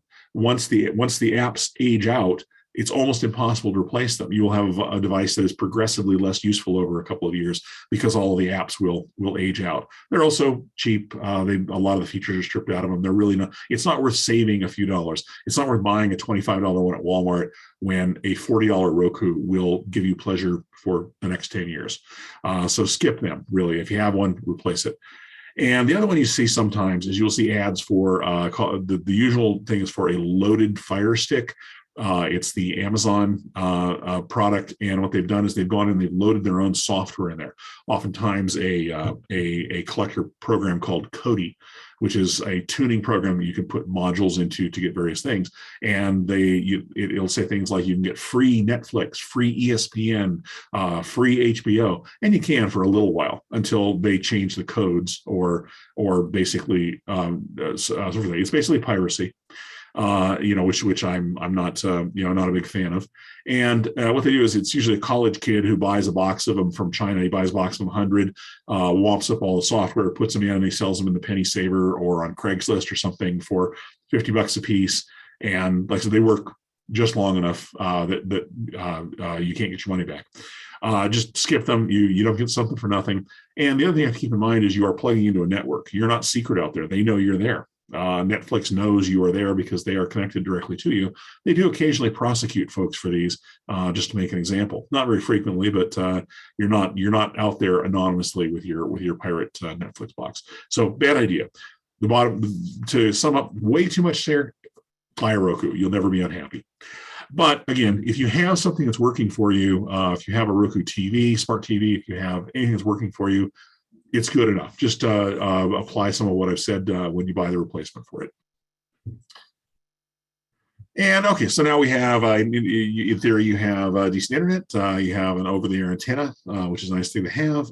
You have a streaming box. What do you do with it? You go find stuff to watch. And the short thing on that is that it is perpetually in flux. The channels are changing around. It used to be a little more chaotic because more and more and more channels are coming in. Now what's happening is there's sort of a reverse thing. They're condensing a little bit. You may have, again, even if you're not paying attention to this segment, you may have heard the thing that was maybe 2 years ago, that Apple TV Plus bought all of the Charlie Brown specials. And so if you wanted to watch Charlie Brown Christmas, Charlie Brown Halloween, you had to watch it on Apple TV Plus because nobody else had it anymore. That's happening a lot. For a while, everything was spreading. There were more and more and more channels. Everybody who had been a cable went to a streaming channel. Old properties like Star Trek were available all over the place.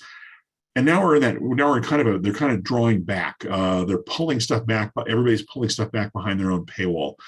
Companies like the Paramount Plus channel, Apple TV Plus, Disney Plus. They don't only have their own property. They've gone out and they bought properties that were very, very cheaply and widely available. They paid an exclusive rate for them and brought them in. So if you want to watch Star Trek, you have to go to certain paywall things instead of it being available.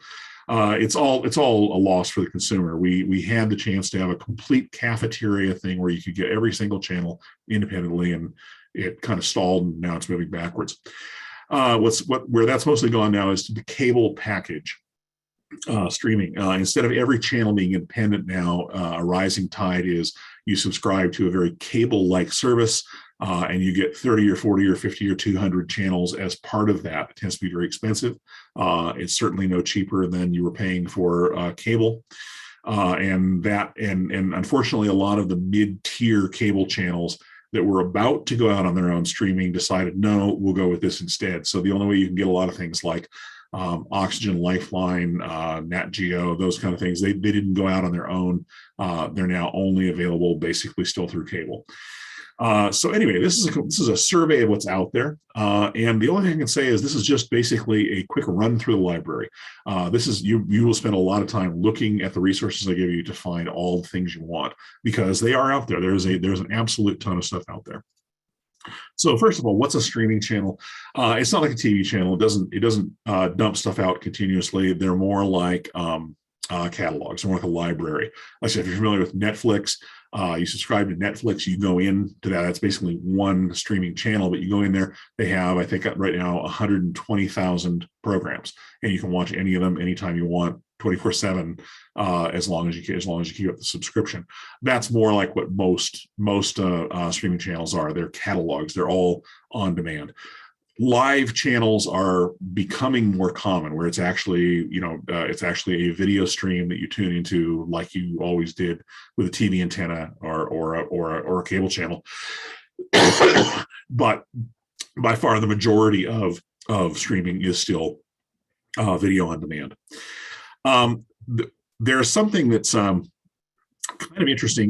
There are kind of fake live channels, and where I ran this was. Let me back up a little bit.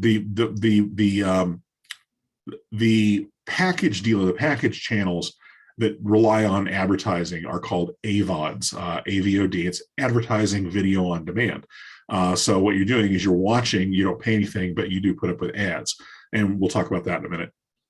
And like the one that came out of nowhere, there have been some around that have been around for quite a while. Pluto TV has been around for a long time. Crackle, Popcorn, has been a number of them around for a long time. About 2 years ago, Roku created their own called the Roku channel. And out of nowhere, this surprised me. I just found this out about 6 months ago. They became by far the biggest. They are the massive dominant AVOD, advertising-driven video source. And you know what? They earned it. They have a tremendous amount of stuff. I end up watching a lot of stuff there, even though I have a lot of the pay services. They brought a ton. But one of the things they emphasize is they've got something like 100 live channels. And well, yeah, it's a channel that you tune into and you watch whatever they're sending to you. But what they've done is they have like the all Leave It to Beaver channel. So instead of giving you all of the episodes of Leave It to Beaver as independent videos you can call up and watch, they just run them end to end and call it a live channel. To me, there's a little bit of fakery there, but they aren't charging anything for it.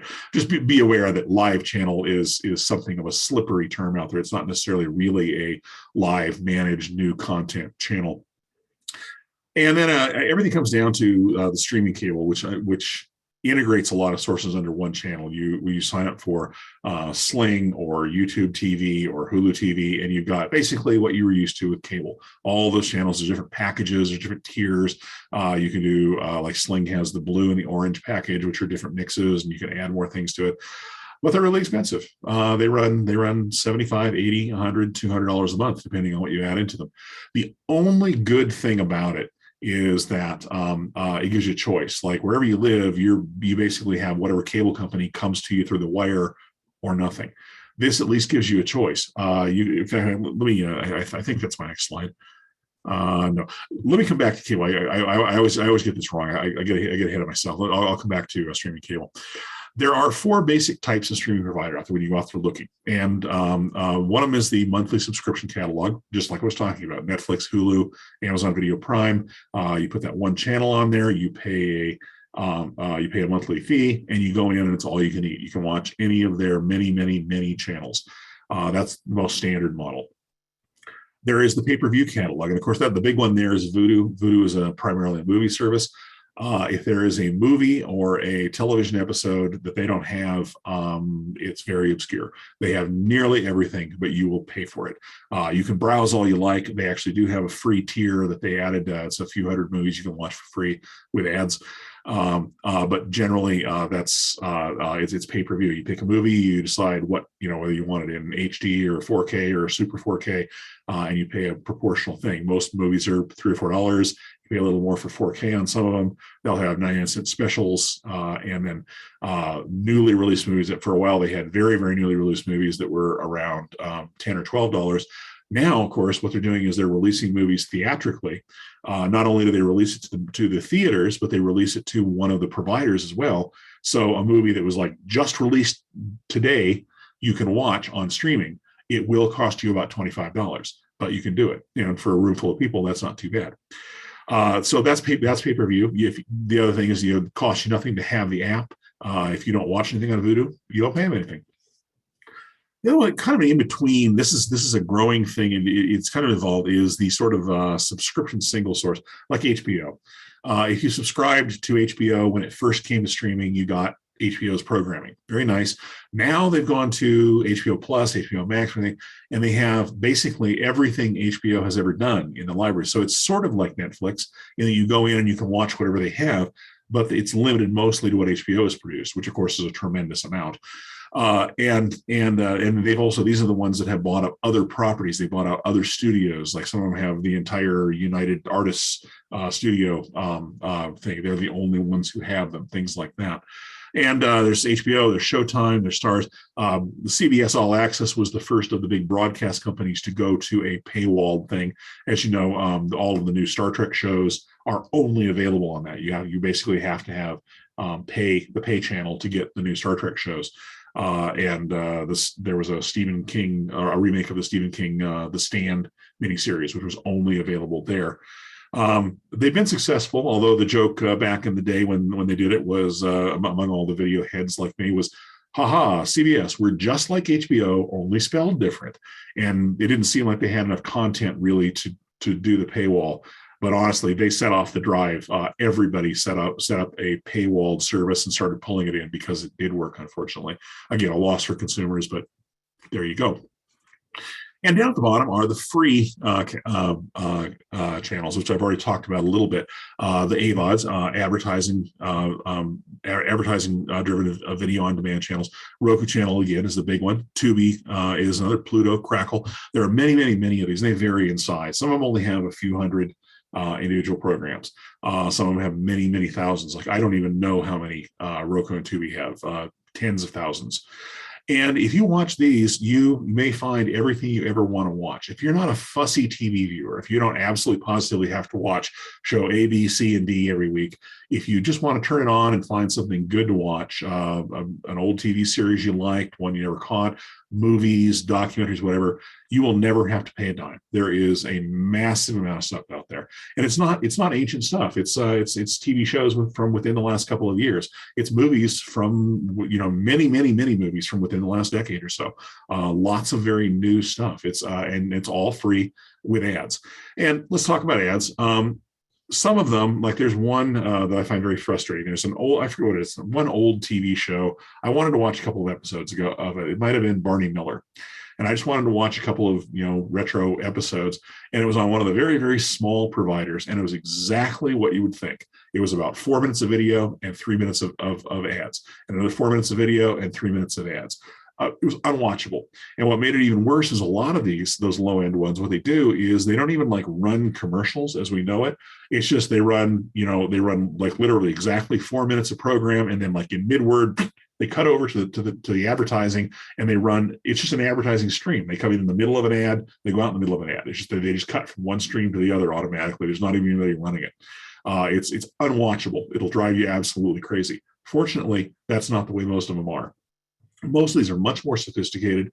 In fact, they've taken advertising to a much more sophisticated level. When you watch something on Roku channel, like you watch a relatively new movie, what will happen is either they'll run like a 2 minute block of ads to start, or they'll run about a 3 minute block about 10 minutes in. And it is done, it's like done on a scene change. They don't break into anything. And then from down the stream, what they do is every 10 or 15 minutes, they will run one 10-second ad. you don't even have time to reach for the mute. It's in marketing terms, it's brilliant. They've gotten past the whole idea of zipping or muting or thing. It's just, you just sit through the ad because that's the easiest thing to do. And they're very, very unobtrusive. Even someone as sensitive to it as I am, I don't generally find it, too annoying. I scratch the dog's ears for a minute and I go back to the movie. So it's all, you can have free. It does mean you put up with ads. It's not as bad as you might think, not for most providers. And of course, all of the major networks and studios are out there. Nearly all of the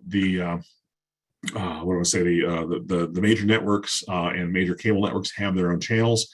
It's not necessarily a copy of what they broadcast, but it's a lot of stuff. A lot of it is on demand. A lot of times it's their very, very most current stuff. It shows that are running that week. And of course, they cram in the ads, just as they do on broadcast, but you can watch them. And then there are literally too many others to count. There are thousands, if not tens of thousands out there, particularly on Roku. That's why I say Roku channels, madness in a box. It is very, very easy to create a Roku channel. It's even easier than creating a YouTube channel. It's right there on TV. And when you get past the first flush of this, you can have an incredible amount of fun, mix up a pitcher of whatever you like to drink, sit down and skim through all of the back channels on Roku, and you will have a very, very entertaining evening. A lot of it is very, very redundant. Every pair of 18-year-olds in the country seems to have started their own horror movie channel.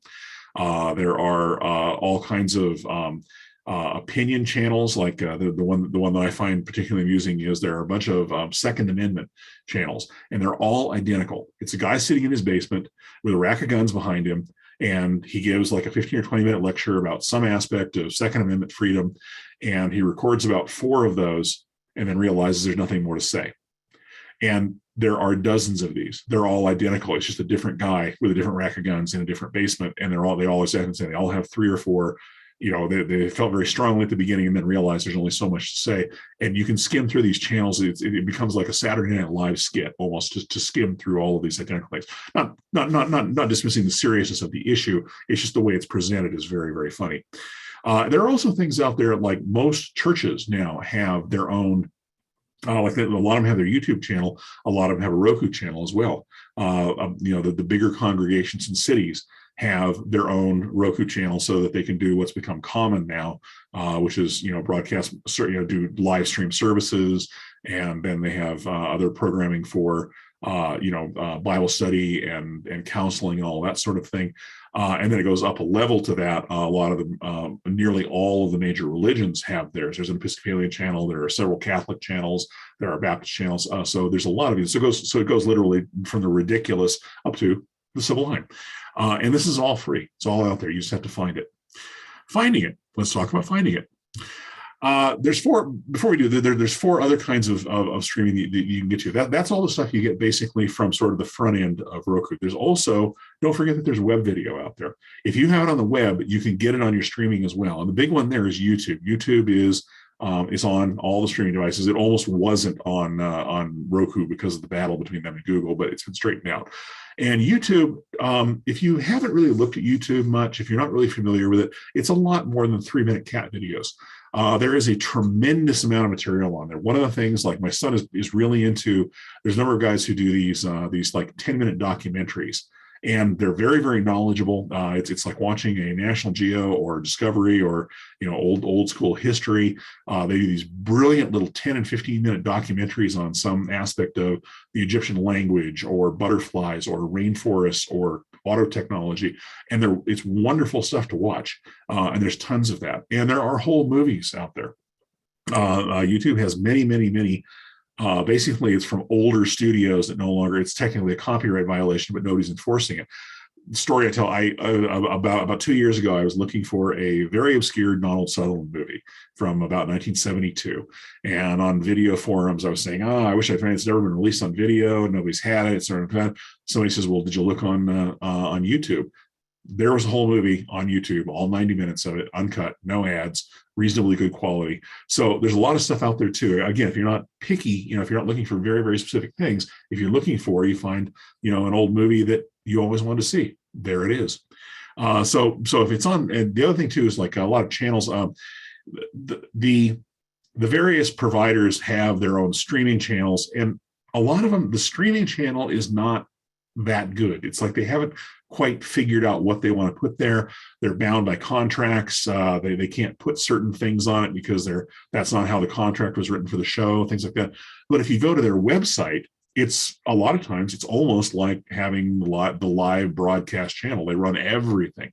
Every one of their shows is on there. That whole season of The Flash is on the CW website. The Blue Bloods, all of that is on these things. The websites are actually better. So if you go to the website for NBC, you get many better things than you get from the NBC streaming app. So just it's mix and match. You do have to hunt around a little bit to find everything you're looking for, but it's all out there. I will skip cable lock channels you will run into, particularly when you're looking down the Roku list. You'll go, oh, wow, look, it's ESPN, except that you can't get it. You can only get it if you have a note from your cable company saying you're already paying for it. And what you'll run into is you'll click on it and it will say something like cable or satellite access required, which means you have to have it on cable before you can watch on streaming. There's a reason they exist. They kind of went away for a while. Now they're kind of back a little bit. Just that's what it means. Don't get too excited when you see a hot channel that looks like it's for free. It's not. And the whole idea of having to have cable to get a streaming thing is, a little weird, but it's how it works. And of course, if you have over-the-air television, if you do the FCC thing, you do have some green channels, you do put up an antenna, you've got those. That's a great way to fill in news, sporting events, watching your programs and better things. It just gives you another mix of things. That's all part of the streaming package too. It doesn't have to come through the internet and your Roku. And then now we're back to where I got ahead of myself a little bit. Streaming cable, like I said, it's pricey and step backwards. It's a single source, but it basically it's just like having Comcast or Optimum or whoever you happen to have. Sling was the original one. They were that's Dish Network. And what Dish Network did was there was an FCC decision a few years ago that drove all of these guys to getting into streaming. It's long and complex. That basically it said, yeah, you can keep being a cable company, but you can't be reliant only on one technology. So they went into different technologies. So since basically Sling TV, Dish Network already was taking their whole package and sending it up to a satellite to come down to your little dishes. All they had to do was take that and sort of turn it sideways onto the internet. And they became Sling TV. And there's Sling Blue and Sling Orange and various packages. They were the first. They're still one of the better priced ones. Then AT&T Cable got into it as DirecTV. It was originally DirecTV Now it's called DirecTV Stream. Then Hulu added a cable package. YouTube added a cable package. There's a service out there called Fubo. And then the big one was Comcast got into it. So you can get Comcast cable via streaming now. Just don't do it on their box. And like I said, the convenience is basically you can still have cable and get rid of the hassle of your local cable provider. The bad thing is it costs just as much.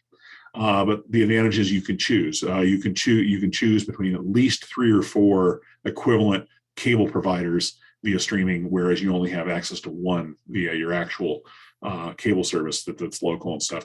To me, it's all a loss for consumers. I would have rather see everything go to cafeteria so that you could just pick the 5 or 6 channels you want, pay for the ones that want to be paid for, and be done with it instead of the package. But there you have it. And then basically finding all of this. I'll start with this. Andrea already mentioned it. Libraries have a few of their own channels. If you are a library member, if you're a member, go to your library, ask what streaming channels they offer. What you do for like Canopy and Hoopla is you go to their website, you tell them what library you're with, and you enter your library card, and that unlocks the app for you. They have absolutely wonderful stuff. They have movies that nobody else has. They have documentaries. They have kids programming.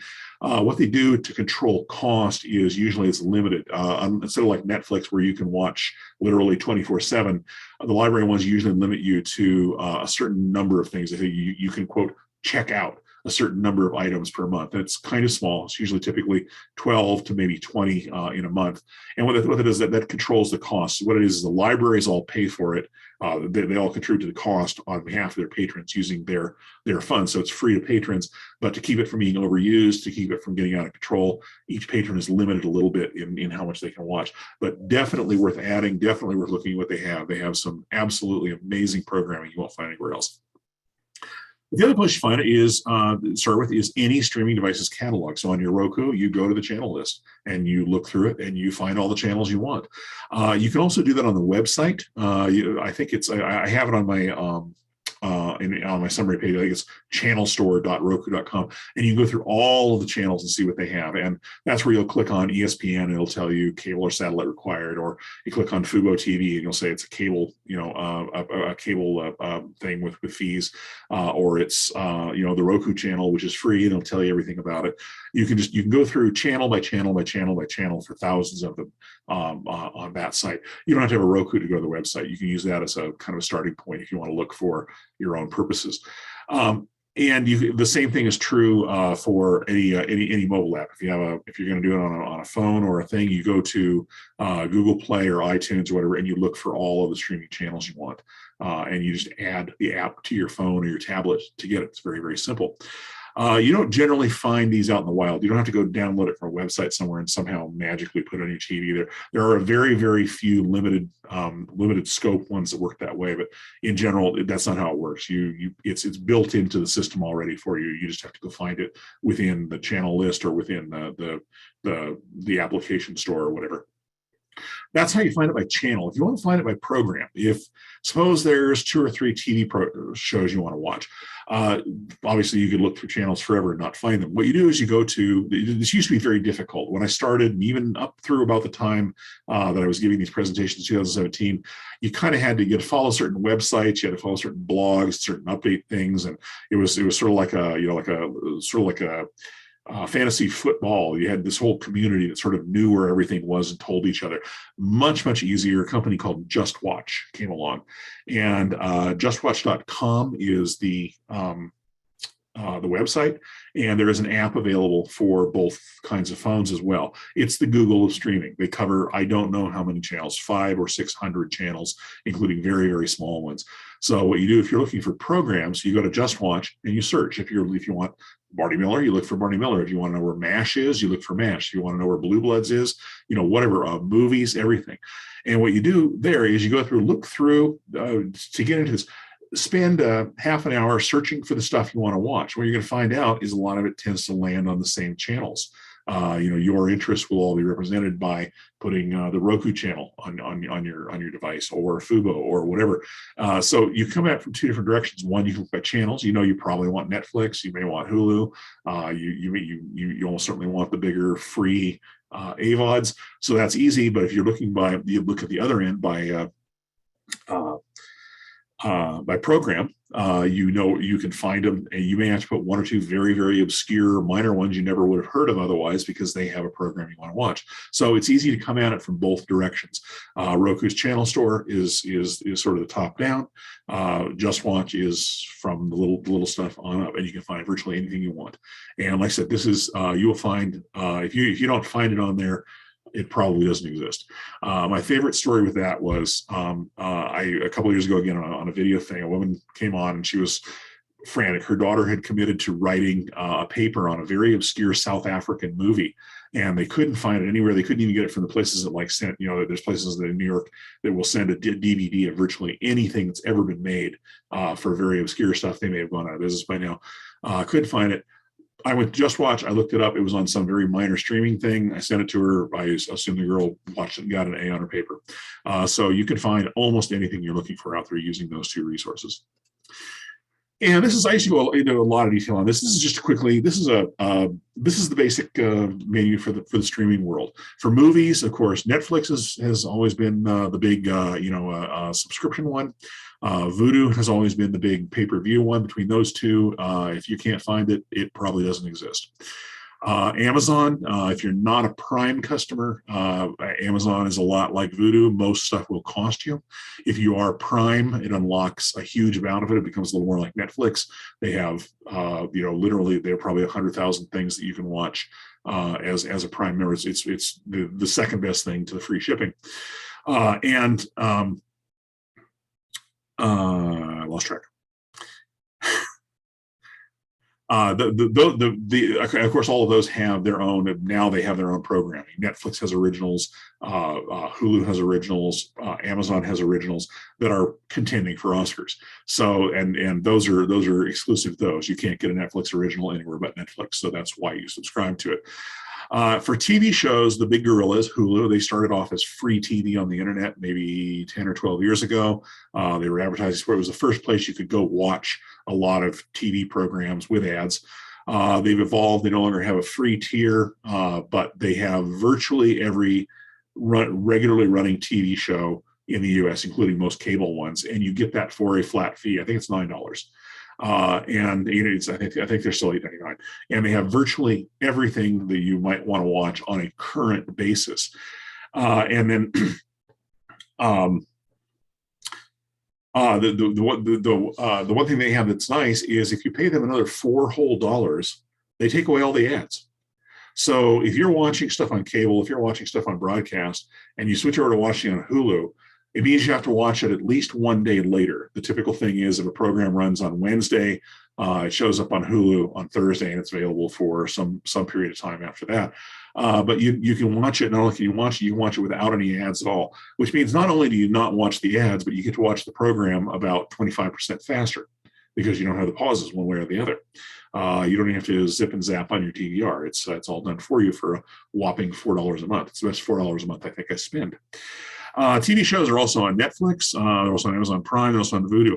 The typical lifespan, the typical life cycle of a TV show is, as I said, if it runs on a Wednesday night, it will show up generally on Hulu on Thursday night.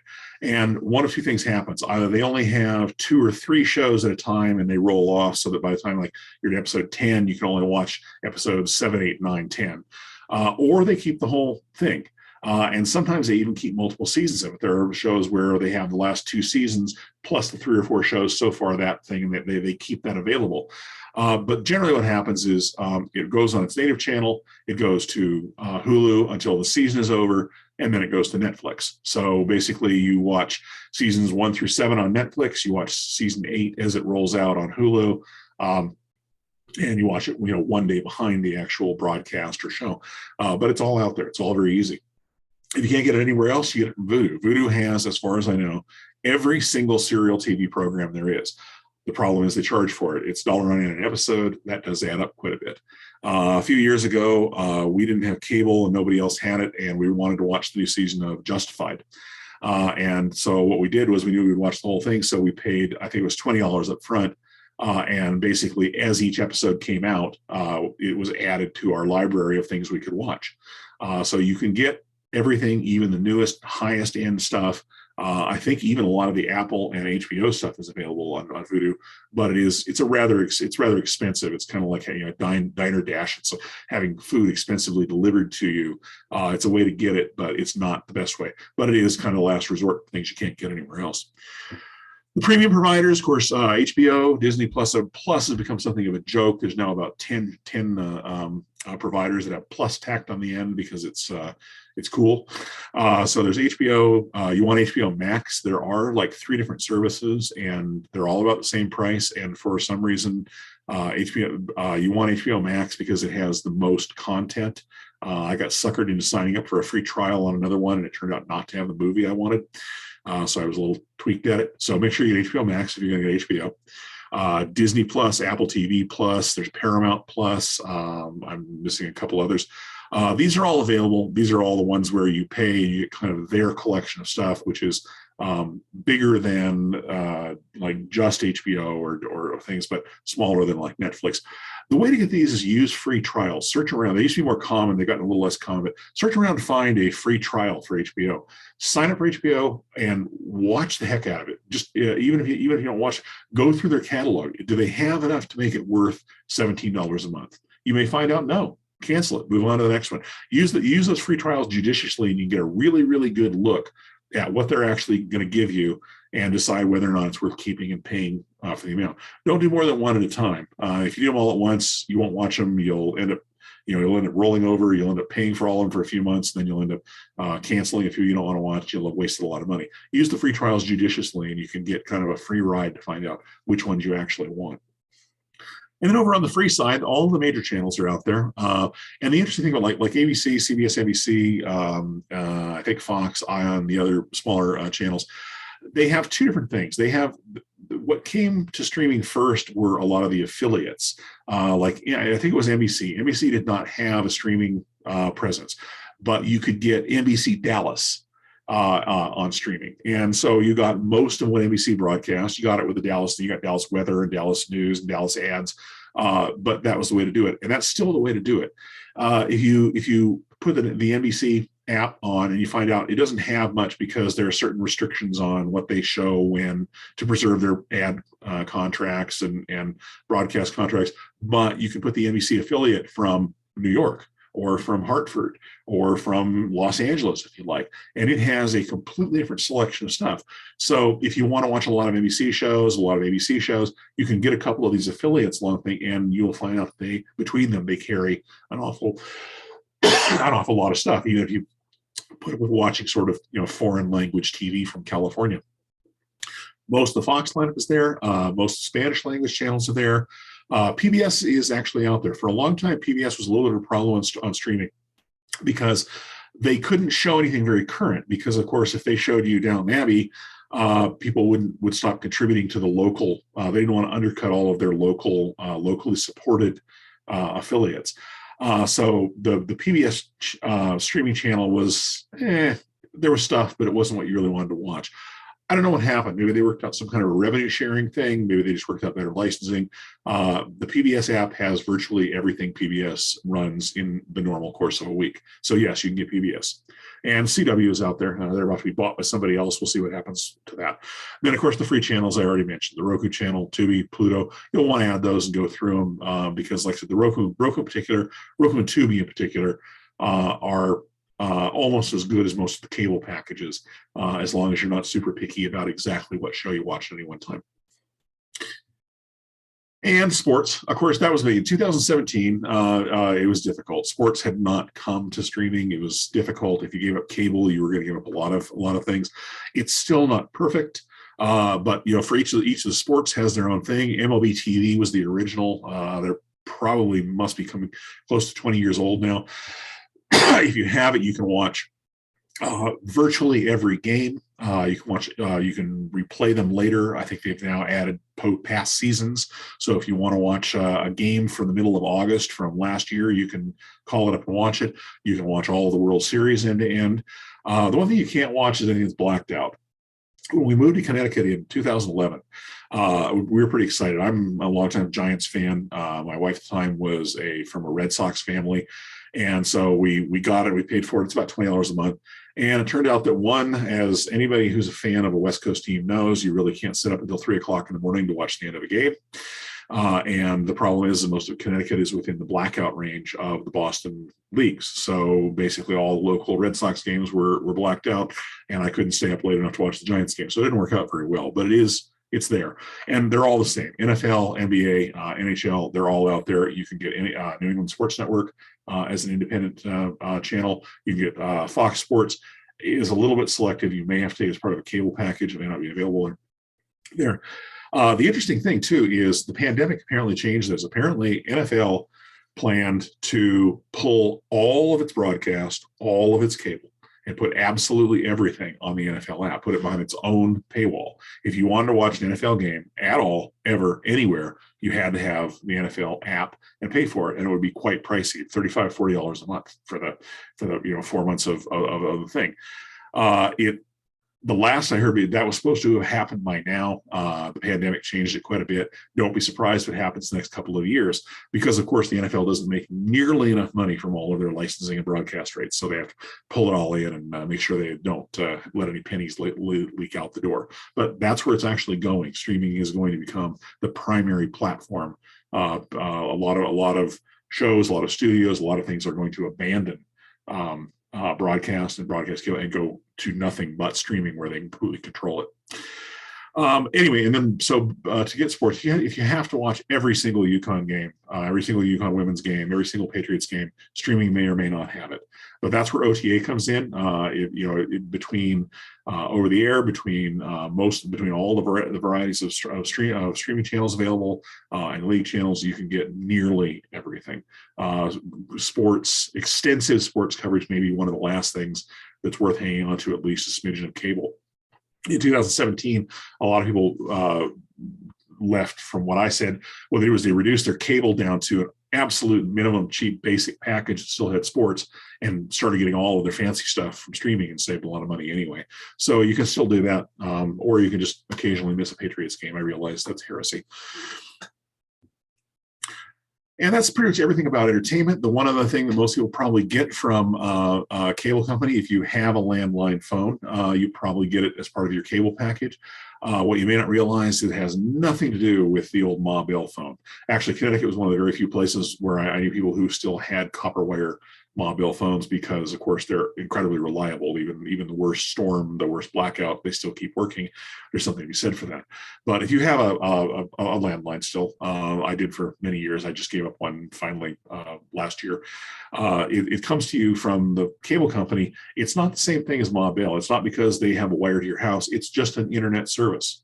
And you can go to any other service out there and get equivalent or much, much better service. So if one of your reluctances to give up cable is because you have your phone service through it, or if you gave up a landline because of cost and you still would kind of like to have a house line, even though you all have cell phones, adding an internet phone service is a very, very inexpensive way to do that. If you don't know anything else about who to go to, I recommend a company called Vonage. I had them for many years. They're a real phone company in every way. They have tremendous features for the cost. You can go to the website and configure all of your call blocking, all of your, you can have follow me. Like I had my house phone would also ring on my cell using the app. So my house phone went with me, even though I had a cell line as well. I didn't have to give my cell number to anybody. I could give them my business line number and it would still ring on my cell. And one of the things they have is something you only see on high-end cell phone packages. Voicemail is transcribed, speech to text, and sent to you as an email. So that was, to me, was worth all the whole package thing. I would get voicemail during the day, and instead of having to listen to somebody droning on, "Oh, this is Joe from," all I had to do was glance at a relatively short text, which was usually pretty well, it had mistakes in it, and I knew what they were calling about. I knew it would give me the phone number. It would tell me why they called, and I could just go delete. The heck with it. You were wasting my time. Or I could, call them right back knowing exactly what it was about. That alone made the whole service worthwhile. Vonage is a great place to start. There are other providers. There's cheaper ones. There's ones that go down to almost nothing if you have the technical expertise to use them. There are also the gadget-based ones. Ooma is big. Ooma is actually a very big phone company. I thought they were a relatively minor gadget player. They're actually a full-service telecom company. And then, of course, everybody's familiar with Magic Jack, same thing. What these guys do is they sell you a piece of equipment that you plug in and you have free phones forever. Well, didn't quite work that way. If anybody who has it, they know. What happened is they got in trouble with the FCC for not paying all of the regulatory fees and 9/11 tax and all that kind of stuff. So now you buy an Ooma box for $100, you plug it in, you've got sort of free phone service for sort of some things, but you still get a bill for $5 every month for all the taxes. My thinking is that I would rather go with a service-based company who has to keep the service up and keep me happy to keep my patronage than go with a junk company that sold me a box and basically no longer cares if I use them or not. So some people are very, very happy with the gadget-based ones, but if you're going to go with one, if you want a phone company to replace what you're getting or replace a landline you gave up, I would start with Vonage and maybe work overtime to somebody else that suits you a little better. Anyway, yeah, the real phone companies, you can transfer your phone number. You can sign up for location-based 9/11 service, so you're not going to be any safety, and it's often vastly cheaper. Cable phone service runs generally about $30 a month because that's what Ma Bell used to charge for it. It's basically a costless service, so a lot of these providers provide it for as low as $9 or $10 a month, and all the services included. So, okay, It's all a lot easier. I've been droning on for a long time. I told you I really can't get this in 90 minutes. There's just too much information. So let's go ahead and do a quick sum up here. Here's how to get from cable to ITV in 6 easy steps. Now, see, I could have skipped to this, and we could have saved all this time. We could all be eating dinner by now. The first thing to do is experiment with the streaming content using what you have. Whatever you're using right now, you can use. If you have a smart TV and you've never looked into the smart hub stuff, mess with that. If you have a new generation game console that has it, go ahead and fire up the streaming stuff. Take a look at it. You can just experiment with it tonight. You don't have to wait till tomorrow to go buy a device. You can do it right now. You can fiddle around and get a feel for what streaming is all about without spending another dime.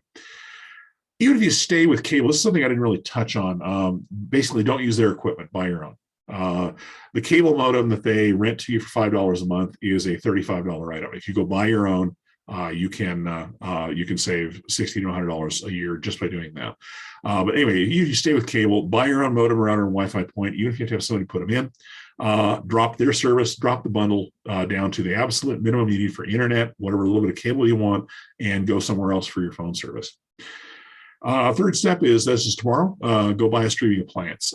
Simple, buy a simply, you will not be unhappy. That there is no other choice that will make you happier, and some of them will make you a lot happier. Try all the alternatives. Use the free trial periods on the expensive services one at a time, so you find the ones you like. And then this is where I said that there's a protocol for this. If you're going to keep cable and add streaming, live without cable. Pretend you don't have it. Sit down, find all of your channels. Find all the services, spend an extra 2 or 3 minutes finding your program somewhere on streaming.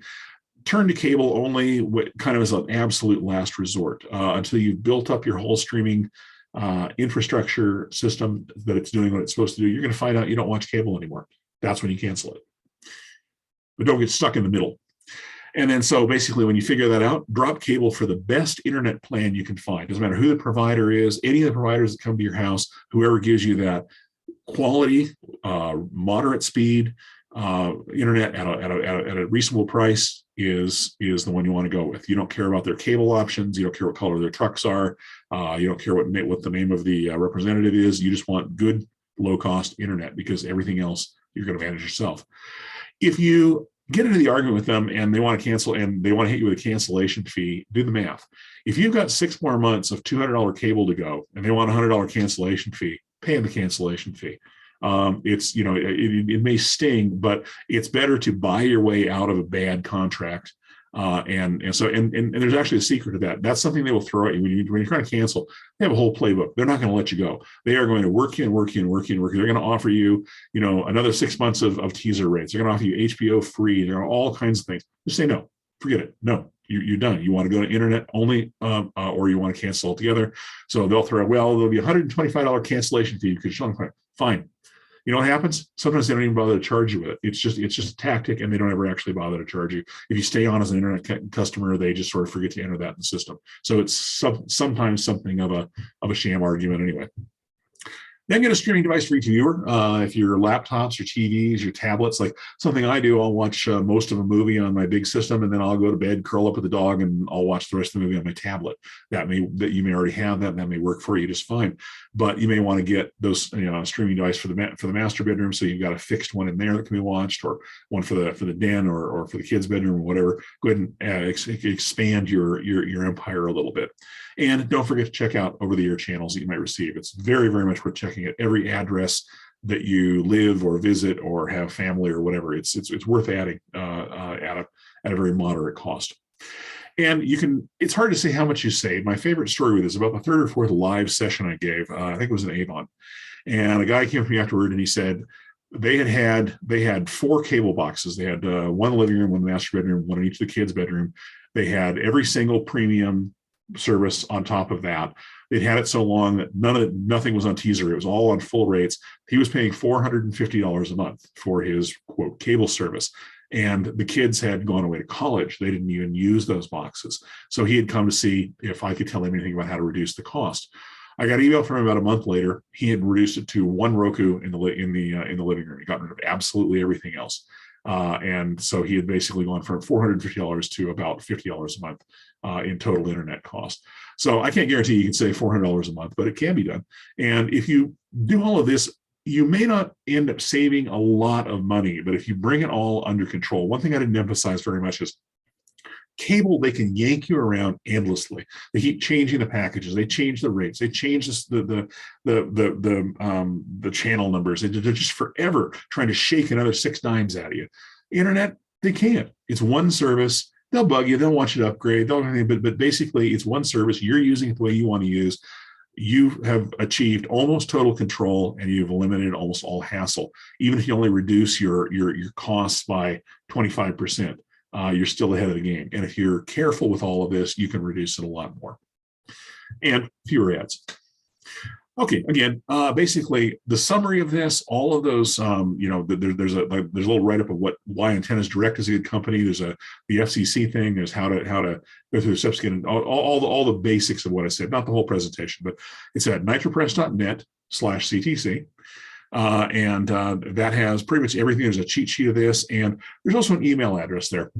If I don't answer your question tonight, feel free to email me. I can't be your private your personal consultant for your specific problems. But if you ask a question that you would have asked tonight, it occurs to you an hour from now, I'll be happy to try and answer it for you. A lot of times, if somebody asks a really good question, I'll send it back to the librarian and she can send it to the entire list. It's something that I should have included about maybe, internet in your area or something like that everybody would be interested in. But that's the address, nitropress.net/CTC, and that will take you to all the stuff that you didn't have to write down while I was talking. And I love this slide. It used to get a big laugh in the live things, but now I don't get to laugh anymore, so I'll just imagine it. And basically, these are things that I cut out of I covered these in some detail in the live thing when I could, move a little faster. So these are all things that I have additional information on. But in general, basically, I'm going to look at the chat now. I'm going to go through the questions. And if I haven't answered your question and I don't answer it in going through this thing, go ahead and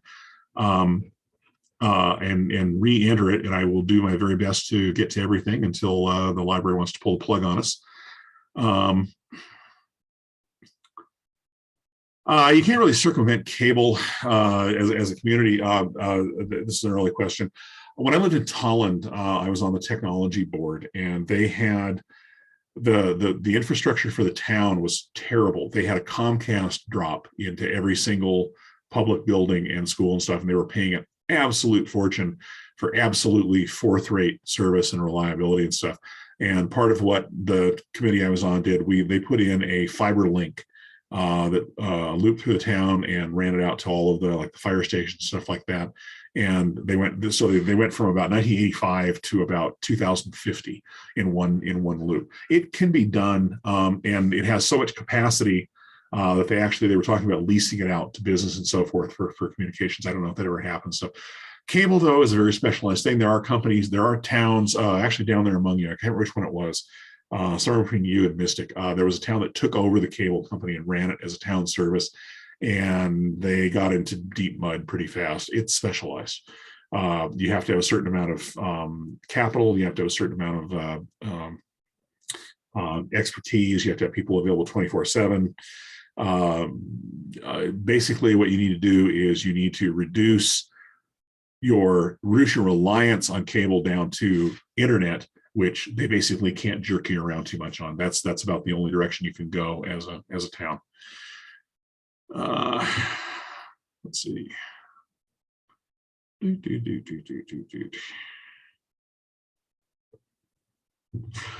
if you have a bundle, one of the reasons people don't unbundle is that it seems like it'd be more expensive, but isn't. If you drop the entire bundle of internet and phone and cable and HBO and whatever else you have, and go to internet, you may not save a tremendous amount of money. You may only go from, say, $120 a month down to $80.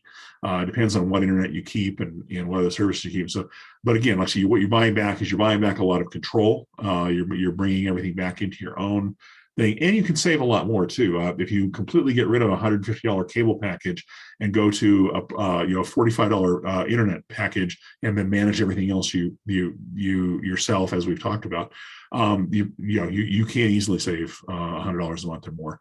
More if you use your own equipment and stop renting it from them and so forth and stuff. But bundles are usually a little deceptive. It's kind of like infomercials. They keep throwing stuff in to make it sound like a great deal, but in the end, you have a lot of stuff you don't use, and you're paying too much for it. For modems, basically, if you have cable, you can go to your cable providers, and somewhere they have a page buried. They have a compatible modems things. Nearly all cable companies use the same standards.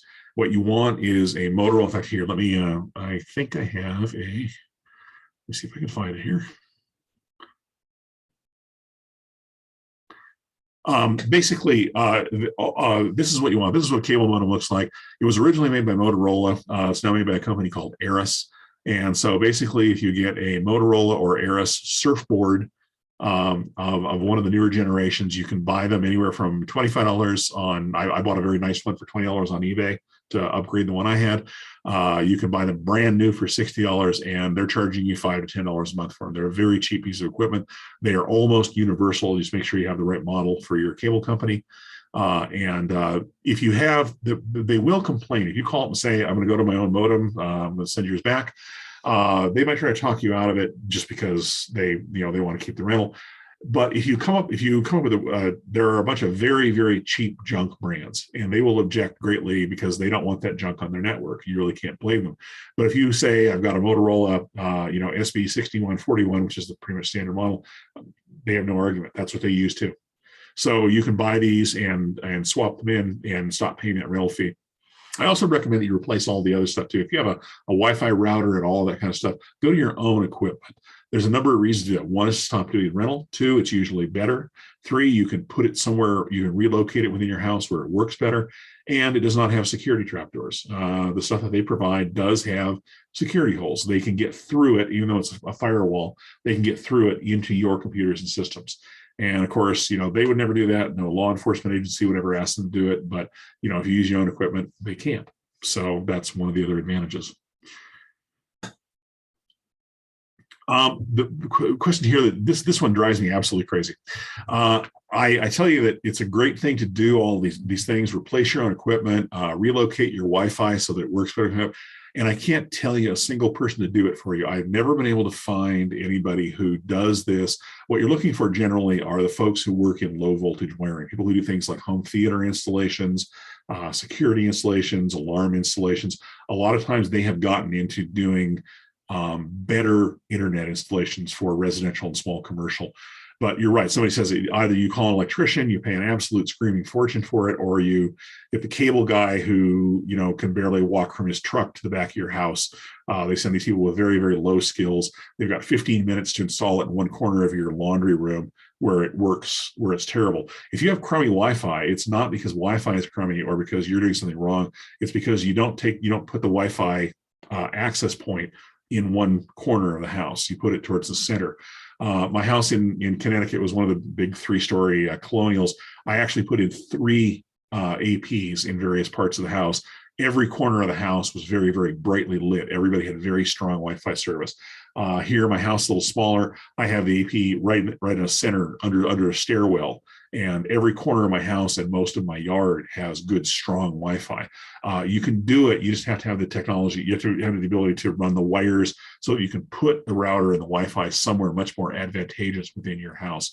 Like I said, unfortunately, I wish I could say call so-and-so service in New Haven or whatever. I've never been able to find anybody consistently who does it, but they're out there. And maybe you've got a savvy neighbor who can help you with it.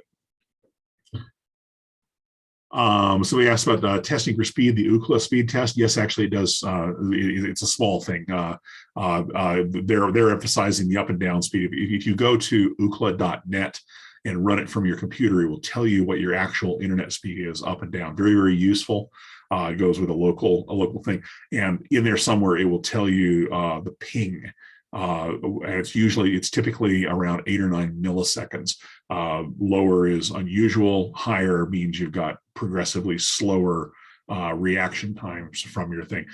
Generally, you don't need to measure it as much as you will know. Like I said, if you're going through web pages and it takes a long time, if you click on something and it takes a long time for it to respond, that's slow latency. That's actually a very serious fault, much more serious than speed issues.